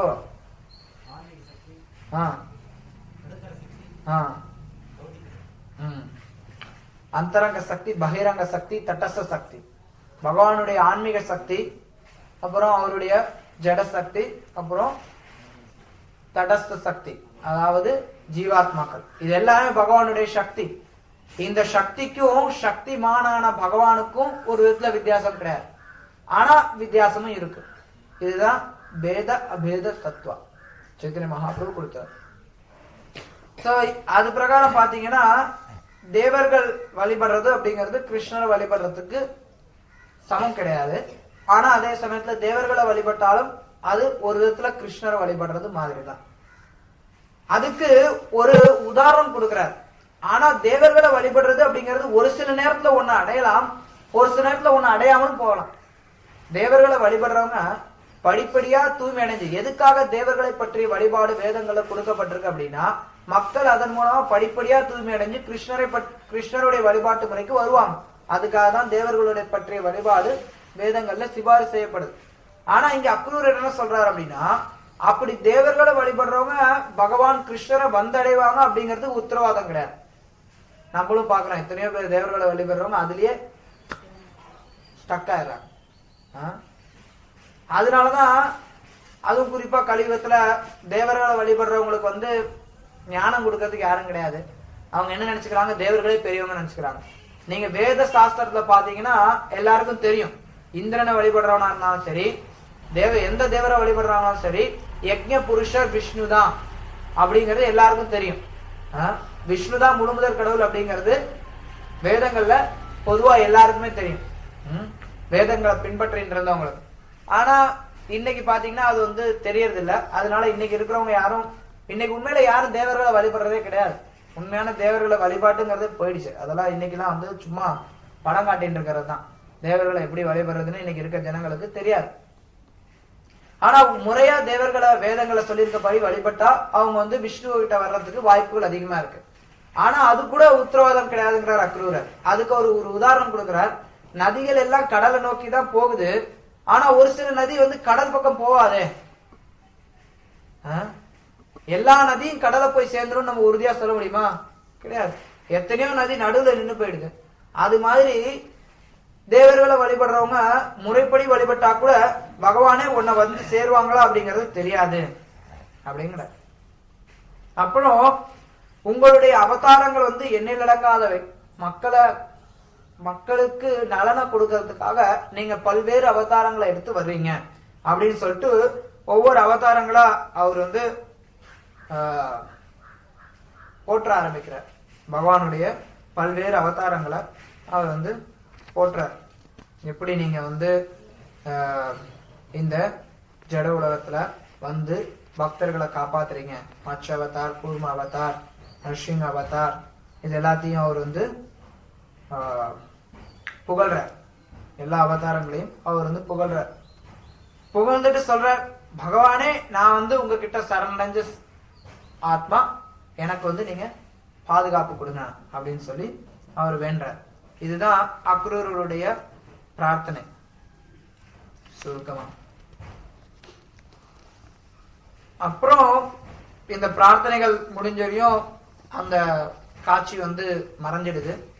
அதாவது கிருஷ்ண பலராமர் விஷ்ணுவாகவும் சேஷனாகவும் தோன்றிய காட்சி மறைஞ்சிடுது. உடனே அக்ரூரர் திரும்பி இங்க வரார், ரதத்துக்கு வரார். வந்தறிய அக்ரூரர் பிரமிச்சு போயிருக்கிறத பார்த்து கிருஷ்ணரும் பலராமரும் நக்கலா கேக்குறாங்க, என்ன அக்ரூரர் ஏதாவது ஆச்சரியமா ஏதாவது பாத்தீங்களா அப்படின்னு. இவரு உடனே பாக்குறார், எல்லாத்தையும் தெரிஞ்சுக்கிட்டு இப்படி கேள்வி கேட்கிறியே கிருஷ்ணா, போதும் உன்னுடைய விளையாட்டு, போகலாம் அப்படின்னு சொல்லிட்டு வண்டி எடுத்து கிளம்புறாங்க. அப்புறம் அவங்க மதுராவை அடைஞ்சிடுறாங்க. மதுரா மாலை நேரத்துல வராங்க. மதுராவுக்கு வந்தறியும் அக்ரூரர் கிருஷ்ணரையும் பலராமரையும் அவரோட வீட்டுக்கு கூப்பிடுறார். வாங்க எங்க வீட்டுல தங்குங்க அப்படின்னு சொல்லி. கிருஷ்ணர் சொல்றார், இல்ல, வந்த காரியம் முடியும். வந்த காரியம் இங்க இருக்க அசுரர்கள்லாம் கொஞ்சம் பேத்த கதையை முடிக்கணும். அதை முடிச்சுட்டு அப்புறம் உங்க வீட்டுக்கு வர்றேன் அப்படின்னு சொல்லி உறுதி கொடுக்கிறார். அக்ரூரரும் ஒத்துண்டார். ஒத்துண்டு கிருஷ்ண பலராமர் வெளியிலே தங்கிட்டாங்க. மதுரா நகர் வாசல்ல தங்கிட்டாங்க. அக்ரூரர் உள்ள போய் கம்சன் சொல்லிட்டார், கிருஷ்ண பலராமரை கூப்பிட்டு வந்துட்டேன் அப்படின்னு. கம்சனுக்கு அப்படியே படபடக்குது. வந்துட்டாங்க நிறைய. அவனுக்கு கொலை நடுங்குது. ஏற்கனவே 20 வருஷமா குழந்தை பிறக்கிறதுக்கு முன்னாடி அசுரி சொன்னதுல இருந்து 8வது குழந்தையா கிருஷ்ணர் வந்தார். அப்புறம் 12 வருஷம் ஆச்சு. கிட்டத்தட்ட 20 வருஷமா காத்துட்டு இருந்தேன், இவன் வருவான் நம்ம கொல்லலாம் அப்படின்னு. இன்னைக்கு வந்துட்டான். ஆனா கை கால்லாம் நடுங்குதே. கம்சனுக்கு தூக்கம் வரல. என்ன பண்றது ஏது பண்றதுன்னு ஒன்னும் புரியல. அவனுக்கு கொலை நடுங்குது. அந்த சமயத்துல கிருஷ்ணனும் பலராமனும் அப்படியே ஊர் எப்படி இருக்குதுன்னு சொல்லி பாக்குறதுக்காக சாந்த நேரத்துல உள்ள நுழைகிறாங்க. இதுல பாத்தீங்கன்னா இந்த அத்தியாயத்துல மதுராவினுடைய அழகு ரொம்ப அற்புதமா விவரிக்கப்பட்டிருக்கும். மதுரா எவ்வளவு அழகா இருக்கு அப்படிங்கிறது. கிருஷ்ணனும் பலராமனும் 2 பேரும் கை பிடிச்சுக்கிட்டு மதுராக்குள்ளார போறாங்க. மதுராக்குள்ளார போனி மதுராவாசிகள் எல்லாருமே அப்படியே கிருஷ்ண பலராமர் பாக்குறதுக்கு குவிறாங்க. ஏன்னா மதுரால எல்லாருக்கும் செய்தி பரவிடுச்சு, கிருஷ்ண பலராமர் வராங்க. கிருஷ்ண பலராமர் தான் வசுதேவர் தேவிக்குடைய குழந்தை. அது எல்லாருக்கும் தெரிஞ்சு போச்சு. ஏன்னா நாரதனும் சொல்லிட்டாரு, கம்சன் அதுக்கான ஏற்பாடுகள்லாம் பண்றான். அதனால எல்லாருக்கும் தெரிஞ்சிருச்சு. சோ கிருஷ்ண பலராமரை சந்திக்கிறதுக்காக அப்படியே திரண்டு வராங்க மதுராவாசிகள் எல்லாரும். இந்த நகரமும் ரொம்ப அற்புதமான நகரம் மதுரா. அங்க எல்லாமே கிருஷ்ண பலராமர் அப்படியே பாக்குறாங்க. சாதாரண மக்கள் மாதிரி. நம்ம ஊர்ல சொல்லுவாங்க பட்டிக்காட்டா யானை பார்த்த மாதிரி. நம்ம ஆளுங்கெல்லாம் வெளியில பட்டிக்காட்டுக்கான யானை பார்த்தோம், ஓ யானை அப்படின்னு சொல்லி பிரமிச்சு போய் நின்றுட்டு இருப்பாங்க. அது மாதிரி கிருஷ்ண பலராமரும் மதுராவினுடைய அழகை ரசிக்கிறாங்களாம். உண்மையில மதுராவும் கிருஷ்ணருடைய இடம் தான். ஆனா பகவான் அவர் அகில ரசாமிருக சிந்து, எல்லா ரசத்தையும் அனுபவிக்கக்கூடியவர். அதனால அவர் இந்த ரசத்தையும் அனுபவிக்கிறார், மதுராவை ரசிக்கிறார் பகவான். அங்க போய் தங்கத்திலேயே செஞ்சிருக்கிற கதவெல்லாம் பாக்குறார். ஏன்னா மதுரா எல்லாம் ரொம்ப பணக்கார ஊரு, கதவெல்லாம் சும்மா மரத்துல எல்லாம் கிடையாது, இரும்புல எல்லாம் கிடையாது, எல்லாம் தங்கம் தான், தங்கத்திலே கதவு. இதை கொஞ்சம் படிக்கலாம் இந்த இடத்துல.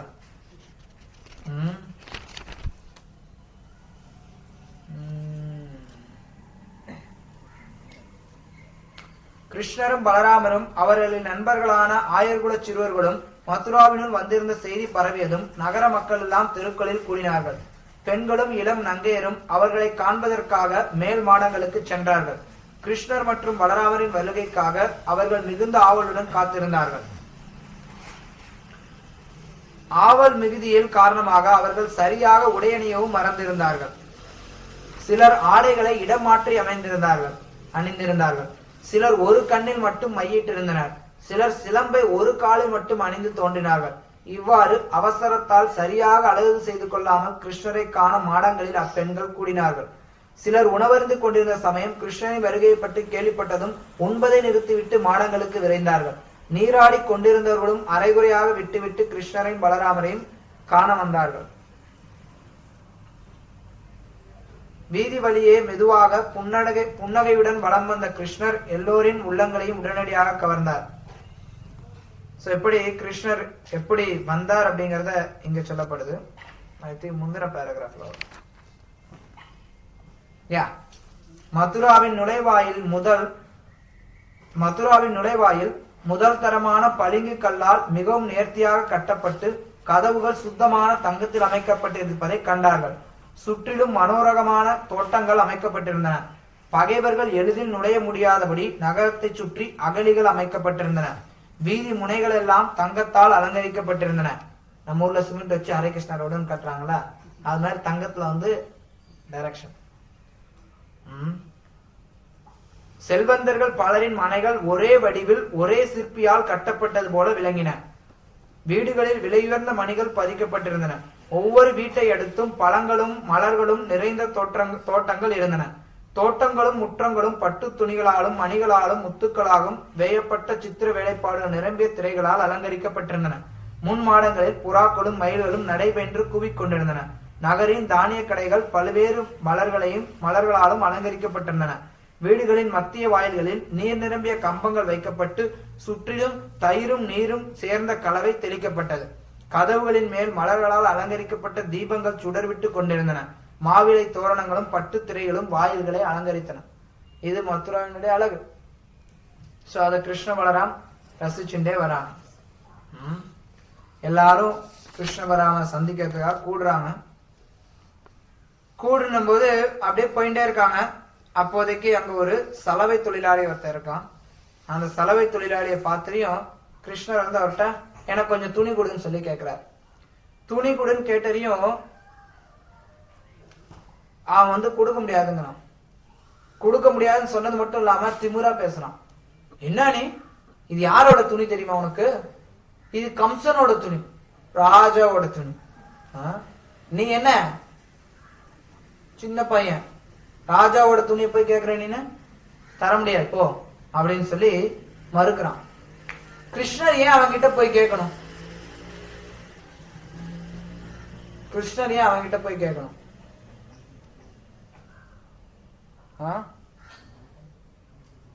நான் வந்துட்டேன்னு கம்சன் தெரிஞ்சுக்கணுமா? ஒரு விதத்தை சொல்லலாம். கிருஷ்ணருக்கு ஏதாவது தேவையா? அவருக்கு ஏதாவது தேவை இருக்கா?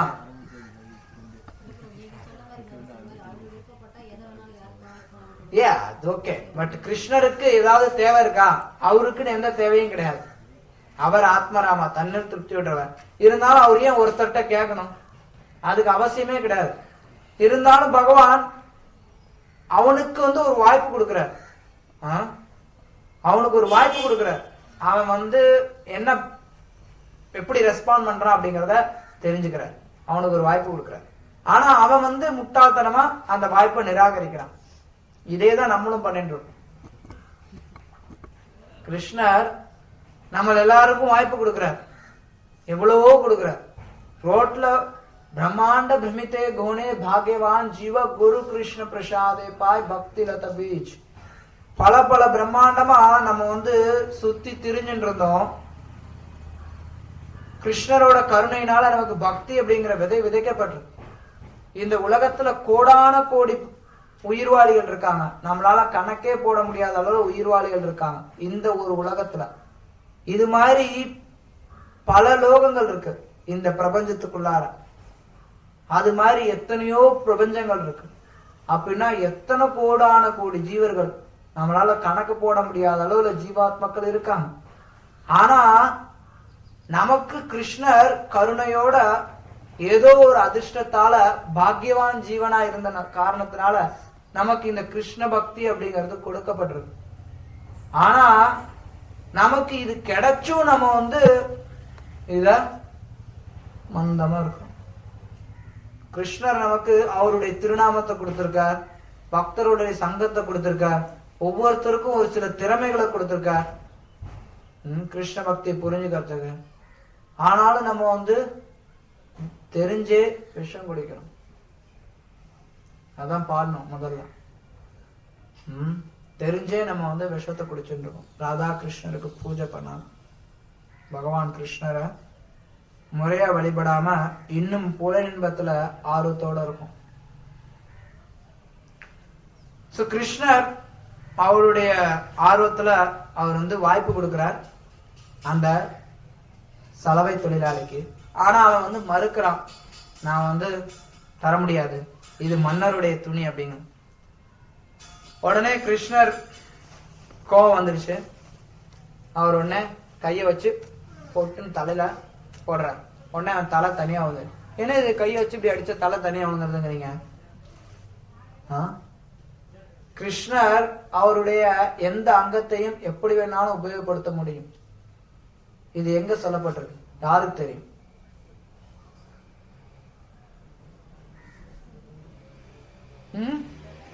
பிரம்ம சம்ஹிதை.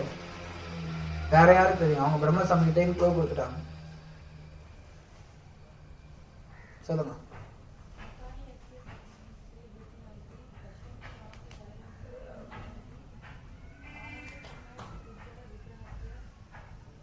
गोविंदमादिपुरुषं अंगानि यस्य सकलेन्द्रिय वृत्तिमन्ति पश्यन्ति पान्ति कलयन्ति चिरं जगन्ति आनंद चिन्मय सद्उज्ज्वल विग्रहस्य गोविंदमादिपुरुषं तमहं भजामि. பகவான் கிருஷ்ணர் அவருடைய எந்த அங்கத்தையும் எப்படி வேணாலும் உபயோகப்படுத்தக்கூடிய திறம் படைத்தவர். சரியா?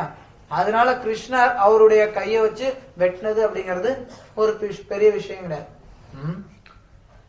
அவர் அந்த கழுத்தை வெட்டிட்டார். அதுக்கப்புறம் கூட இருந்தவங்க எல்லாம் வேணுங்கிற ட்ரெஸ் எடுத்து போட்டுக்கிட்டாங்க.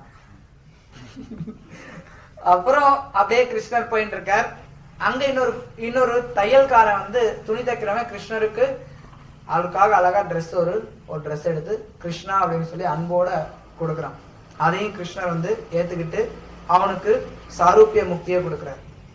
கிருஷ்ணரை போல ரூபத்தை வைகுண்ட லோகத்தை கொடுக்கிறார். அப்புறம் அங்க சுதாமான ஒரு பக்தர் இருக்கார். மதுரால இருக்கக்கூடிய சுதாமா வேற, நீங்க அங்க பார்க்கக்கூடிய பிருந்தாவன சுதாமா கிடையாது. இந்த சுதாமா அவருக்கு நல்ல இங்க இருக்கக்கூடிய சுதாமா பூக்காரர். அவர் பிரார்த்தனைகளை முன் வச்சு பூ கொடுக்கிறார், மலர் மாலைகளை அணிவிக்கிறார் கிருஷ்ணருக்கு. கிருஷ்ணர் ரொம்ப திருப்தி அடைகிறார்.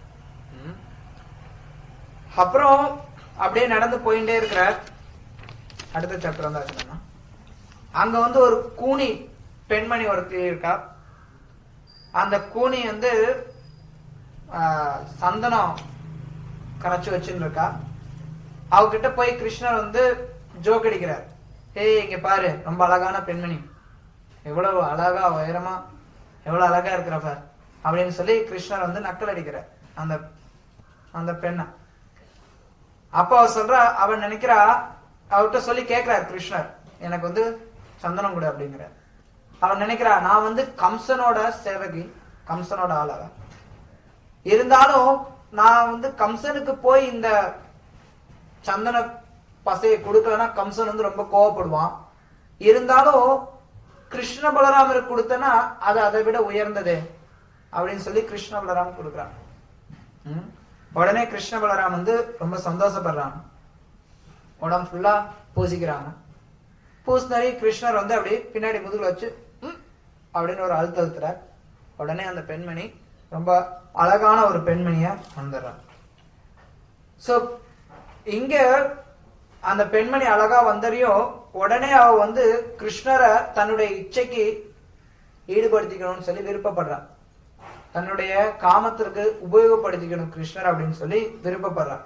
எல்லாரும் முன்னிலையிலும் கூட அவ வந்து எதுக்கும் தயங்கல.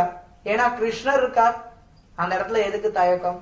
அவ வந்து கேக்குறா, கிருஷ்ணா வா நம்ம வீட்டுக்கு போலாம் அப்படின்னு. கிருஷ்ணன் சொல்றார், நீ நல்ல பெண்மணி தான், கரெக்ட் தான், ஆனா நான் வந்த வேலை எல்லாம் கொஞ்சம் இருக்கு, அதெல்லாம் முடிச்சுட்டு நான் வர்றேன் அப்படின்னு சொல்லிட்டு கிருஷ்ணர் அங்க இருந்து போறார். அப்புறம் போனரையும் அங்க வந்து இது வந்து சாயந்தரம் நடக்குது, போய் சேர்றாங்க, சாயந்தரமே இதெல்லாம் நடக்குது. அங்க யாகத்துக்காக வச்சிருக்கக்கூடிய ஏரியாக்குள்ளார அப்படி உள்ள லைட்டா நுழையிறாரு. அங்க நுழைச்சரியும் அங்க வந்து ஒரு வில்லு வச்சிருப்பாங்க. அந்த வில்லை எடுத்து அவர் பாட்டு பட்டாரம் உடைச்சுட்டார். வில்ல எடுத்து அவர் பாட்டு சாதாரண உடைச்சிட்டார். அந்த வில்ல வந்து அவ்வளவு ஈஸியா உடைக்க முடியாது. அந்த வில்ல எடுத்து உடைச்சிடுறார். உடைச்சரியும் அங்க கம்சனுக்கு வந்து பயம் வந்துருச்சு. உடைச்சிட்டாங்கிற செய்தி கம்சனுக்கு தெரியப்படுது. கம்சன் ரொம்ப பயப்படுறான். ஐயோ வில்ல உடைச்சிட்டானா, அந்த வில்லையே உடைச்சிட்டான. அப்புறம் காவலாளிகள், அங்க இருந்த காவலாளிகளையும் கொண்டுட்டார் கிருஷ்ணர். கிருஷ்ணர் வில்ல உடைச்சரியும் அந்த வில்ல பாதுகாத்துக்கிறது ஒரு சிலர் இருப்பாங்கல்ல, அந்த காவலாளிகள் எல்லாம் கிருஷ்ணரை தாக்க வந்தாங்க. எல்லாரையும் கிருஷ்ணர் வந்து பினிஷ் பண்ணிட்டார். சோ இது கேட்டதையும் கம்சன் வந்து ரொம்ப பயம் அவனுக்கு இன்னும் அதிகமாயிடுச்சு. அதுக்கப்புறம் ஒரு அந்த யாக ஏரியாக்குள்ளார அதுக்கு மேல போகல, காலையில பாத்துக்கலாம் அப்படின்னு சொல்லிட்டு திரும்பி தன்னோட டென்ட்டுக்கு வந்துட்டு அங்க நைட்டு சாப்பிட்டுட்டு அவரு நல்ல நிம்மதியா ரெஸ்ட் எடுக்கிறார் கிருஷ்ணர். அங்க கம்சனுக்கு ரெஸ்டா, அவனுக்கு வந்து அங்க பயங்கர பயம். அவனால தாங்க முடியாத ஒரு பயத்துல பல பல கெட்ட கனவுகளை காண்றான். எல்லா கனவும் வந்து ரொம்ப கெட்ட கனவா வருது அவனுக்கு. அவனுக்கு வந்து தூங்க முடியல. அவன் வந்து தூங்க முடியாம முழிச்சுட்டு தான் இருக்கான். முழிச்சுட்டு இருக்கும் போதே அவனுக்கு வந்து கெட்ட கெட்ட கனவா வருது. அப்புறம் உடனே எந்திரிச்சு அவன் வந்து சரி குத்துச்சண்டைக்கு எல்லாம் ஏற்பாடு பண்ணலாம் அப்படின்னு சொல்லி குத்துச்சண்டைக்கு எல்லாம் ஏற்பாடு பண்றான். ஏற்பாடு பண்ணிட்டு அதுக்குள்ளார விடிஞ்சிடுது. அப்புறம் குத்துச்சண்டைக்கெல்லாம் ஏற்பாடு பண்ணிடுறான். பெரிய சீட்டு போட்டு உக்காந்துக்கிட்டான். சீட்டு தான் பெருசா இருக்க ஒழிய உள்ள வந்து பயம் பயங்கரமா இருக்கு. இதுதான் வந்து நாரதர் சொல்றார், கம்சன் வந்து பயத்தினாலே பக்குவத்தை அடைஞ்சான். பக்தி ரசாயன சிந்து பார்க்கும்போது பார்த்தோம், கம்சன் வந்து கிருஷ்ணரை கண்டு பயந்துட்டே இருந்தான். என்னைக்கு அசிரிடி சொன்னதோ அதுல இருந்து கிட்டத்தட்ட 20 வருஷம் கிருஷ்ணா கிருஷ்ணா கிருஷ்ணா கிருஷ்ணானே இருந்தான். அந்த பயமே வந்து அவன் வந்து தூய்மைப்படுத்தினான், கிருஷ்ணரை கண்டு இருந்த பயம். ஆனாலும் அது வந்து பக்தியா எடுத்துக்கொள்ள முடியாது. பகவான் அதை வந்து நல்லபடி எடுத்துக்கிறார். இருந்தாலும் அது வந்து எல்லாருக்கும் பரிந்துரைக்கப்படக்கூடியது கிடையாது. சோ கம்சன் மேல சீட் போட்டு உட்காந்துக்கிட்டான். இருந்தாலும் பயம் பயங்கரமா இருக்கு. பயத்தோடய வந்து நந்த மகாராஜ் எல்லாம் வெளியில வாங்க வாங்க உட்காருங்க அப்படின்னு சொல்லி உபசரிக்கிறான். உள்ள வந்து பயங்கரமா இருக்கு பயம். அப்புறம் எல்லா குத்துச்சண்டைக்காரங்களாம் வராங்க. ஜனங்கள்லாம் அவங்கள வந்து வரவேற்கிறாங்க, குத்துச்சண்டை வீரர்கள் எல்லாரையும். சோ இப்ப நம்ம கிருஷ்ணர் உள்ள வர திரும்பி உள்ள வரும்போது வழியிலேயே ஒரு யானை நிறுத்தி வச்சுட்டான் கம்சன். முதலே பார்த்தோம் சொன்னோம், அந்த யானை நிறுத்துறதுக்கு திட்டம் தீட்டி இருந்தான். அந்த யானைய கோலையாப்பீடா அப்படிங்கிற ஒரு யானைய அங்க நிறுத்தி வச்சிருக்கான். கிருஷ்ணர் சொல்ற எனக்கு வழி விடுங்க அப்படிங்கிற, முடியாது. உடனே சண்டை. யானை வந்து கிருஷ்ணரை மிதிக்க வருது. கிருஷ்ணருக்கும் யானைக்கும் சரியான சண்டை நடக்குது. கிருஷ்ணர் போய் காலுக்கு நடுவில் போய் ஒளிஞ்சுக்கிறார். யானை அங்க எங்க இருக்கிறாரு சுத்துது. அப்புறம் கிருஷ்ணர் அப்படியே கொஞ்ச நேரம் விளையாண்டுட்டு இருந்துட்டு, யானையோட கொஞ்ச நேரம் விளையாண்டுட்டு இருந்துட்டு அந்த தந்தத்தை உடைச்சு தந்தத்தாலே குத்தி யானையையும் யானைய பாதுகாவலர் கூட இருக்கவங்க எல்லாரையும் அந்த தந்தத்திலேயே வந்து குத்தி கொன்னுறார். கொன்னுட்டு அந்த குத்துச்சண்டை ஏரியாக்குள்ள நுழையிறார். குத்துச்சண்டை ஏரியாவுக்குள்ளார நுழையும் போது பல்வேறு மக்கள் கிருஷ்ணரை பல்வேறு விதமா பார்த்தாங்க. இது முக்கியமான ஒரு இடம், முக்கியமான ஒரு காலகட்டம். இந்த சமயத்துல பாத்தீங்கன்னா பல்வேறு ரசத்துல இருக்கக்கூடியவங்க கிருஷ்ணரை பல்வேறு விதமா அணுகுனாங்களாம். அங்க இருக்கக்கூடிய குத்துச்சண்டை வீரர்கள் எல்லாரும் கிருஷ்ணரை இடி மாதிரி நினைச்சாங்களாம். கிருஷ்ணன் வராருன்னா அவங்களுக்கு உள்ள பயம், பயங்கர பயம். பொது ஜனங்க எல்லாரும் எவ்வளவு அழகா இருக்கிறான் பையன் அப்படின்னு கிருஷ்ணனுடைய அழகை பார்த்தாங்களாம். அப்புறம் அங்க இருந்த பெண்மணிகள் எல்லாரும் அவர் மன்மதனா பார்த்தாங்களாம். கோபர்கள் எல்லாரும் நம்ம ஊர் பையன்பா அப்படி நினைச்சாங்க. அப்புறம் அங்க இருந்த அசுரர்கள் எல்லாரும் நம்மளுடைய எதிரி, நம்மளை அடிக்க வந்திருக்கான் அப்படின்னு நினைச்சாங்க. நந்த மகாராஜ் யசோதா, நந்த மகாராஜுக்கு எப்படி தெரியுதுன்னா தன்னுடைய பையன் அப்படி பாக்குறாரு. அவருடைய வாத்சல்ய பாவத்தை கம்சனுக்கு மரணமே தன்னை நோக்கி வர்ற மாதிரி நினைக்கிறான். புத்தி இல்லாதவன்ல என்ன நினைக்கிறான்னா, முட்டா பசங்களா என்ன நினைக்கிறாங்கன்னா, சின்ன பசங்க இவங்க எதுக்கு இவ்வளவு பெரிய ஆளுங்களோட சண்டை போட வராங்களே அப்படின்னு சொல்லி கிருஷ்ணரை சக்தி இல்லாதவங்களா நினைக்கிறாங்க. யோகிகள் இவர் பரமாத்மாவா பாக்குறாங்க கிருஷ்ணரை. விஷ்ணு வம்சத்தை சார்ந்தவங்க எல்லாரும் நம்ம வம்சத்தை சேர்ந்தவங்கன்னு நினைக்கிறாங்க. இப்படி எல்லாரும் பல விதமா கிருஷ்ணரை பாக்குறாங்க. கிருஷ்ணர் உள்ள வரும்போது அங்க இருக்கக்கூடிய மதுரவாசிகள் எல்லாருக்கும் பிருந்தாவனத்துல கிருஷ்ணர் செய்த லீலைகள்லாம் அப்பதான் ஹாட் நியூஸ். அவங்களுக்கு எல்லாரும் ரொம்ப மும்மரமா கிருஷ்ணருடைய பிருந்தாவன லீலைகள்லாம் டிஸ்கஸ் பண்ணிக்கிறாங்க. கிருஷ்ணர் கோவர்தனத்தை தூக்குனது, கிருஷ்ணர் பல்வேறு லீலைகள் செஞ்சது. அங்க பல்வேறு அசுரர்கள் கம்சன் அமுச்சு வச்சவங்க எல்லாரையும் கிருஷ்ணர் தான் கொண்டாராம். கோவர்தன மலை எல்லாம் தூக்குனாராம். அந்த செய்தியெல்லாம் அவங்க அவங்களுக்குள்ளார பரிமாறிக்கிறாங்க. அப்புறம் அங்க இருக்கக்கூடிய குத்துச்சண்டைக்காரன் கிருஷ்ணரை கூப்பிடுறான். கிருஷ்ண வளராம் வா, இந்த குத்துச்சண்டை ராஜாவை திருப்திப்படுத்துறதுக்காக ஏற்பாடு செய்யப்பட்டிருக்கு. நீ பிரஜை அப்படிங்கிற முறையில நீ இதுல கலந்துக்கணும். குத்துச்சண்டை ஏற்பாடு பண்ணிருக்கோம் ராஜாவை திருப்திப்படுத்துறதுக்கு, நீ இதுல கலந்துக்கணும். நீ இதுல கலந்துக்கல அப்படின்னா இது ராஜாவினுடைய கோபத்துக்கு நீ ஆளாவ. நீங்க உங்க ஊர்ல நிறைய குத்துச்சண்டை எல்லாம் விளையாடுவீங்கன்னு நான் கேள்விப்பட்டிருக்கேன். இங்க வா, கொஞ்ச நேரம் விளையாடலாம் அப்படின்னு சொல்லி அழைப்பு விடுக்கிறாங்க. கிருஷ்ணர் சொல்றார், ஐயோ எங்க ஊர்ல நாங்க சும்மா விளையாட்டு பசங்க, சின்ன பசங்க, நாங்க எங்க வயசு பசங்களோட விளையாண்டுட்டு இருப்போம். உங்களை கூட யார் சண்டை போடுறது அப்படின்னு சொல்லி கிருஷ்ணர் மறுக்கிறார். அப்புறம் இவங்க சொல்றாங்க, எப்பா உன்னை பத்தி எங்களுக்கு தெரியும் ஐயா, வயசெல்லாம் உனக்கு கிடையாது, நீ இந்த வயசுக்கெல்லாம் அப்பாற்பட்டவன், அதனால எங்க கூட சண்டை போடுவா அப்படின்னு சொல்லி கூப்பிடுறாங்க. உண்மையில பாத்தீங்கன்னா இவங்களுக்கு குத்துச்சண்டை வீரர்களுக்கு தெரியும் கிருஷ்ணர் பகவான் அப்படிங்கறது அவங்களுக்கு ஓரளவு தெரியுது. அதனால கிருஷ்ணர் குத்துச்சண்டை வீரர்களோட கொஞ்ச நேரம் சண்டை போட்டாராம். கம்சனுக்கும் அந்த பயம் இருந்தது.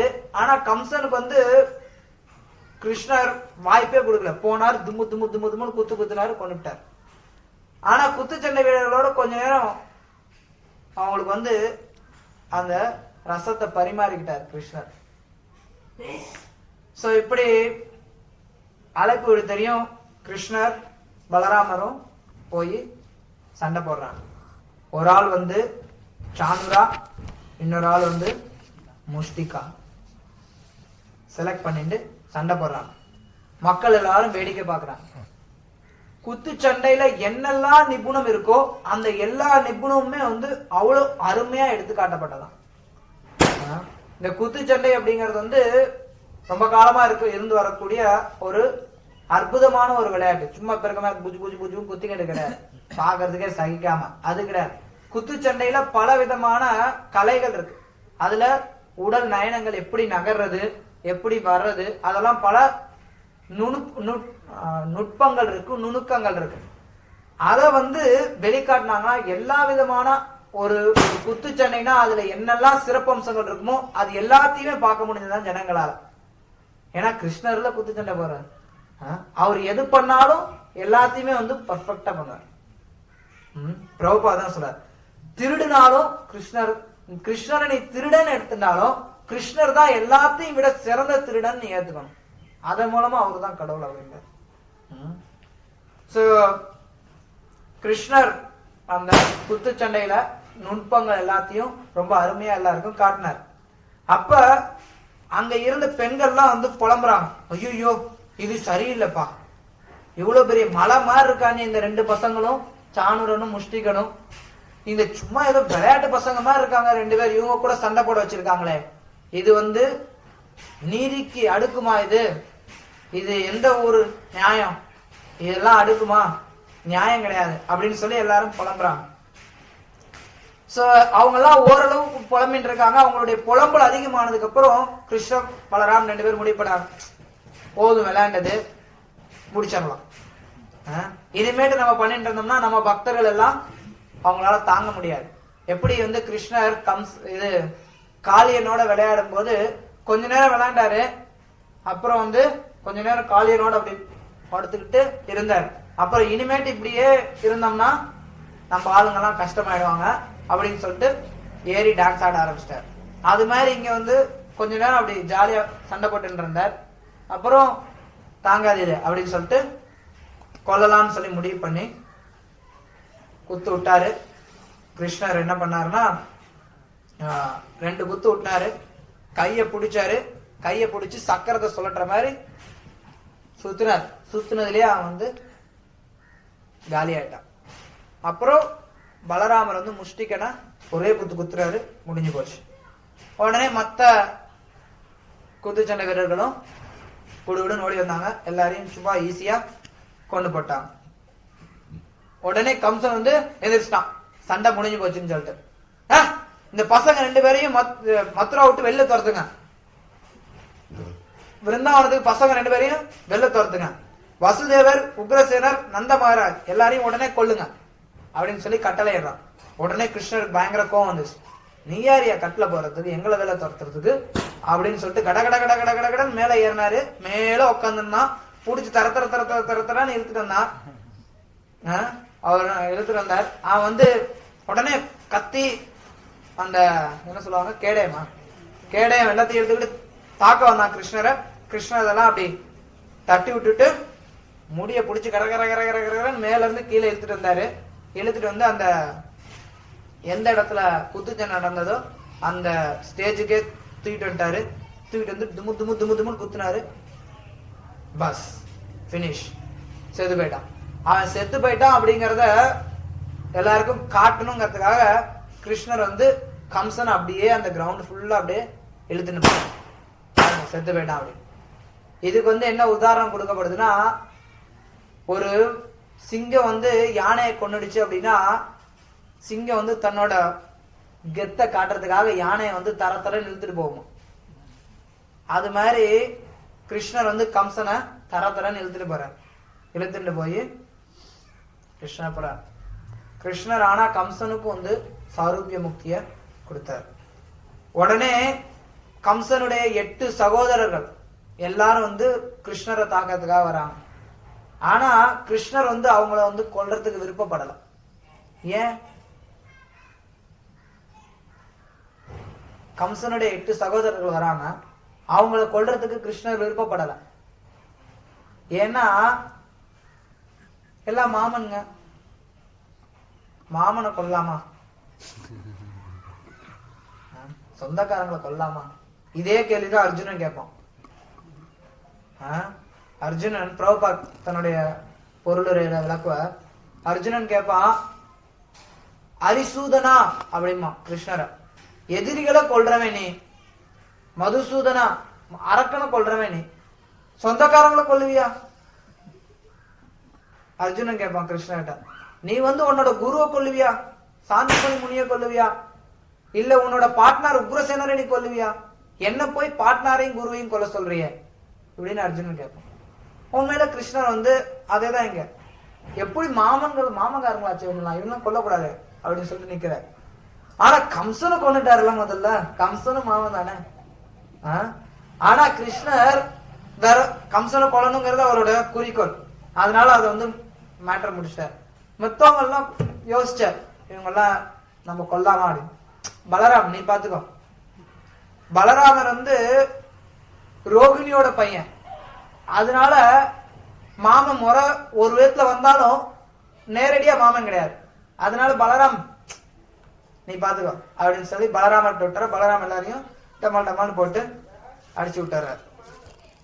உடனே எல்லா மனைவியர்லாம் வந்து அழுகுறாங்க, ஐயோ செத்து போயிட்டாரு என் புருஷன் அப்படின்னு சொல்லிட்டு புலம்புறான். கம்சன் கிட்ட வந்து புலம்புறான், நீ வந்து தெரியும் உனக்கு வேணும்னே வந்து இந்த வசுதேவருக்கும் தேவிக்கும் இவ்வளவு கஷ்டம் கொடுத்த, அதனாலதான் உனக்கு வந்து இந்த மாதிரி ஒரு முடிவு வந்துடுச்சு அப்படின்னு சொல்லி புலம்புறான்.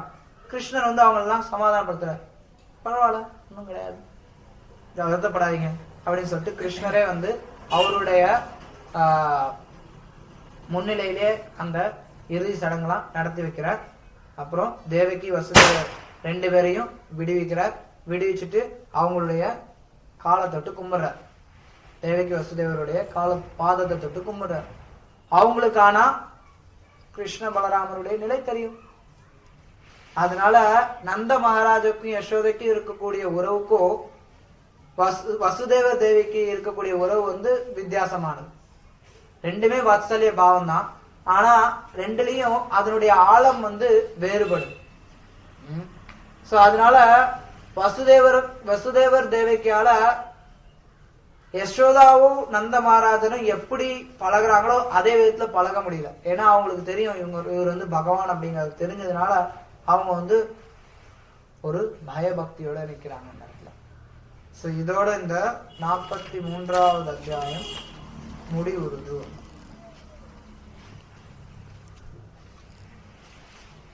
ஏதாவது கேள்விகள் இன்னைக்கு நடத்தினதெல்லாம்?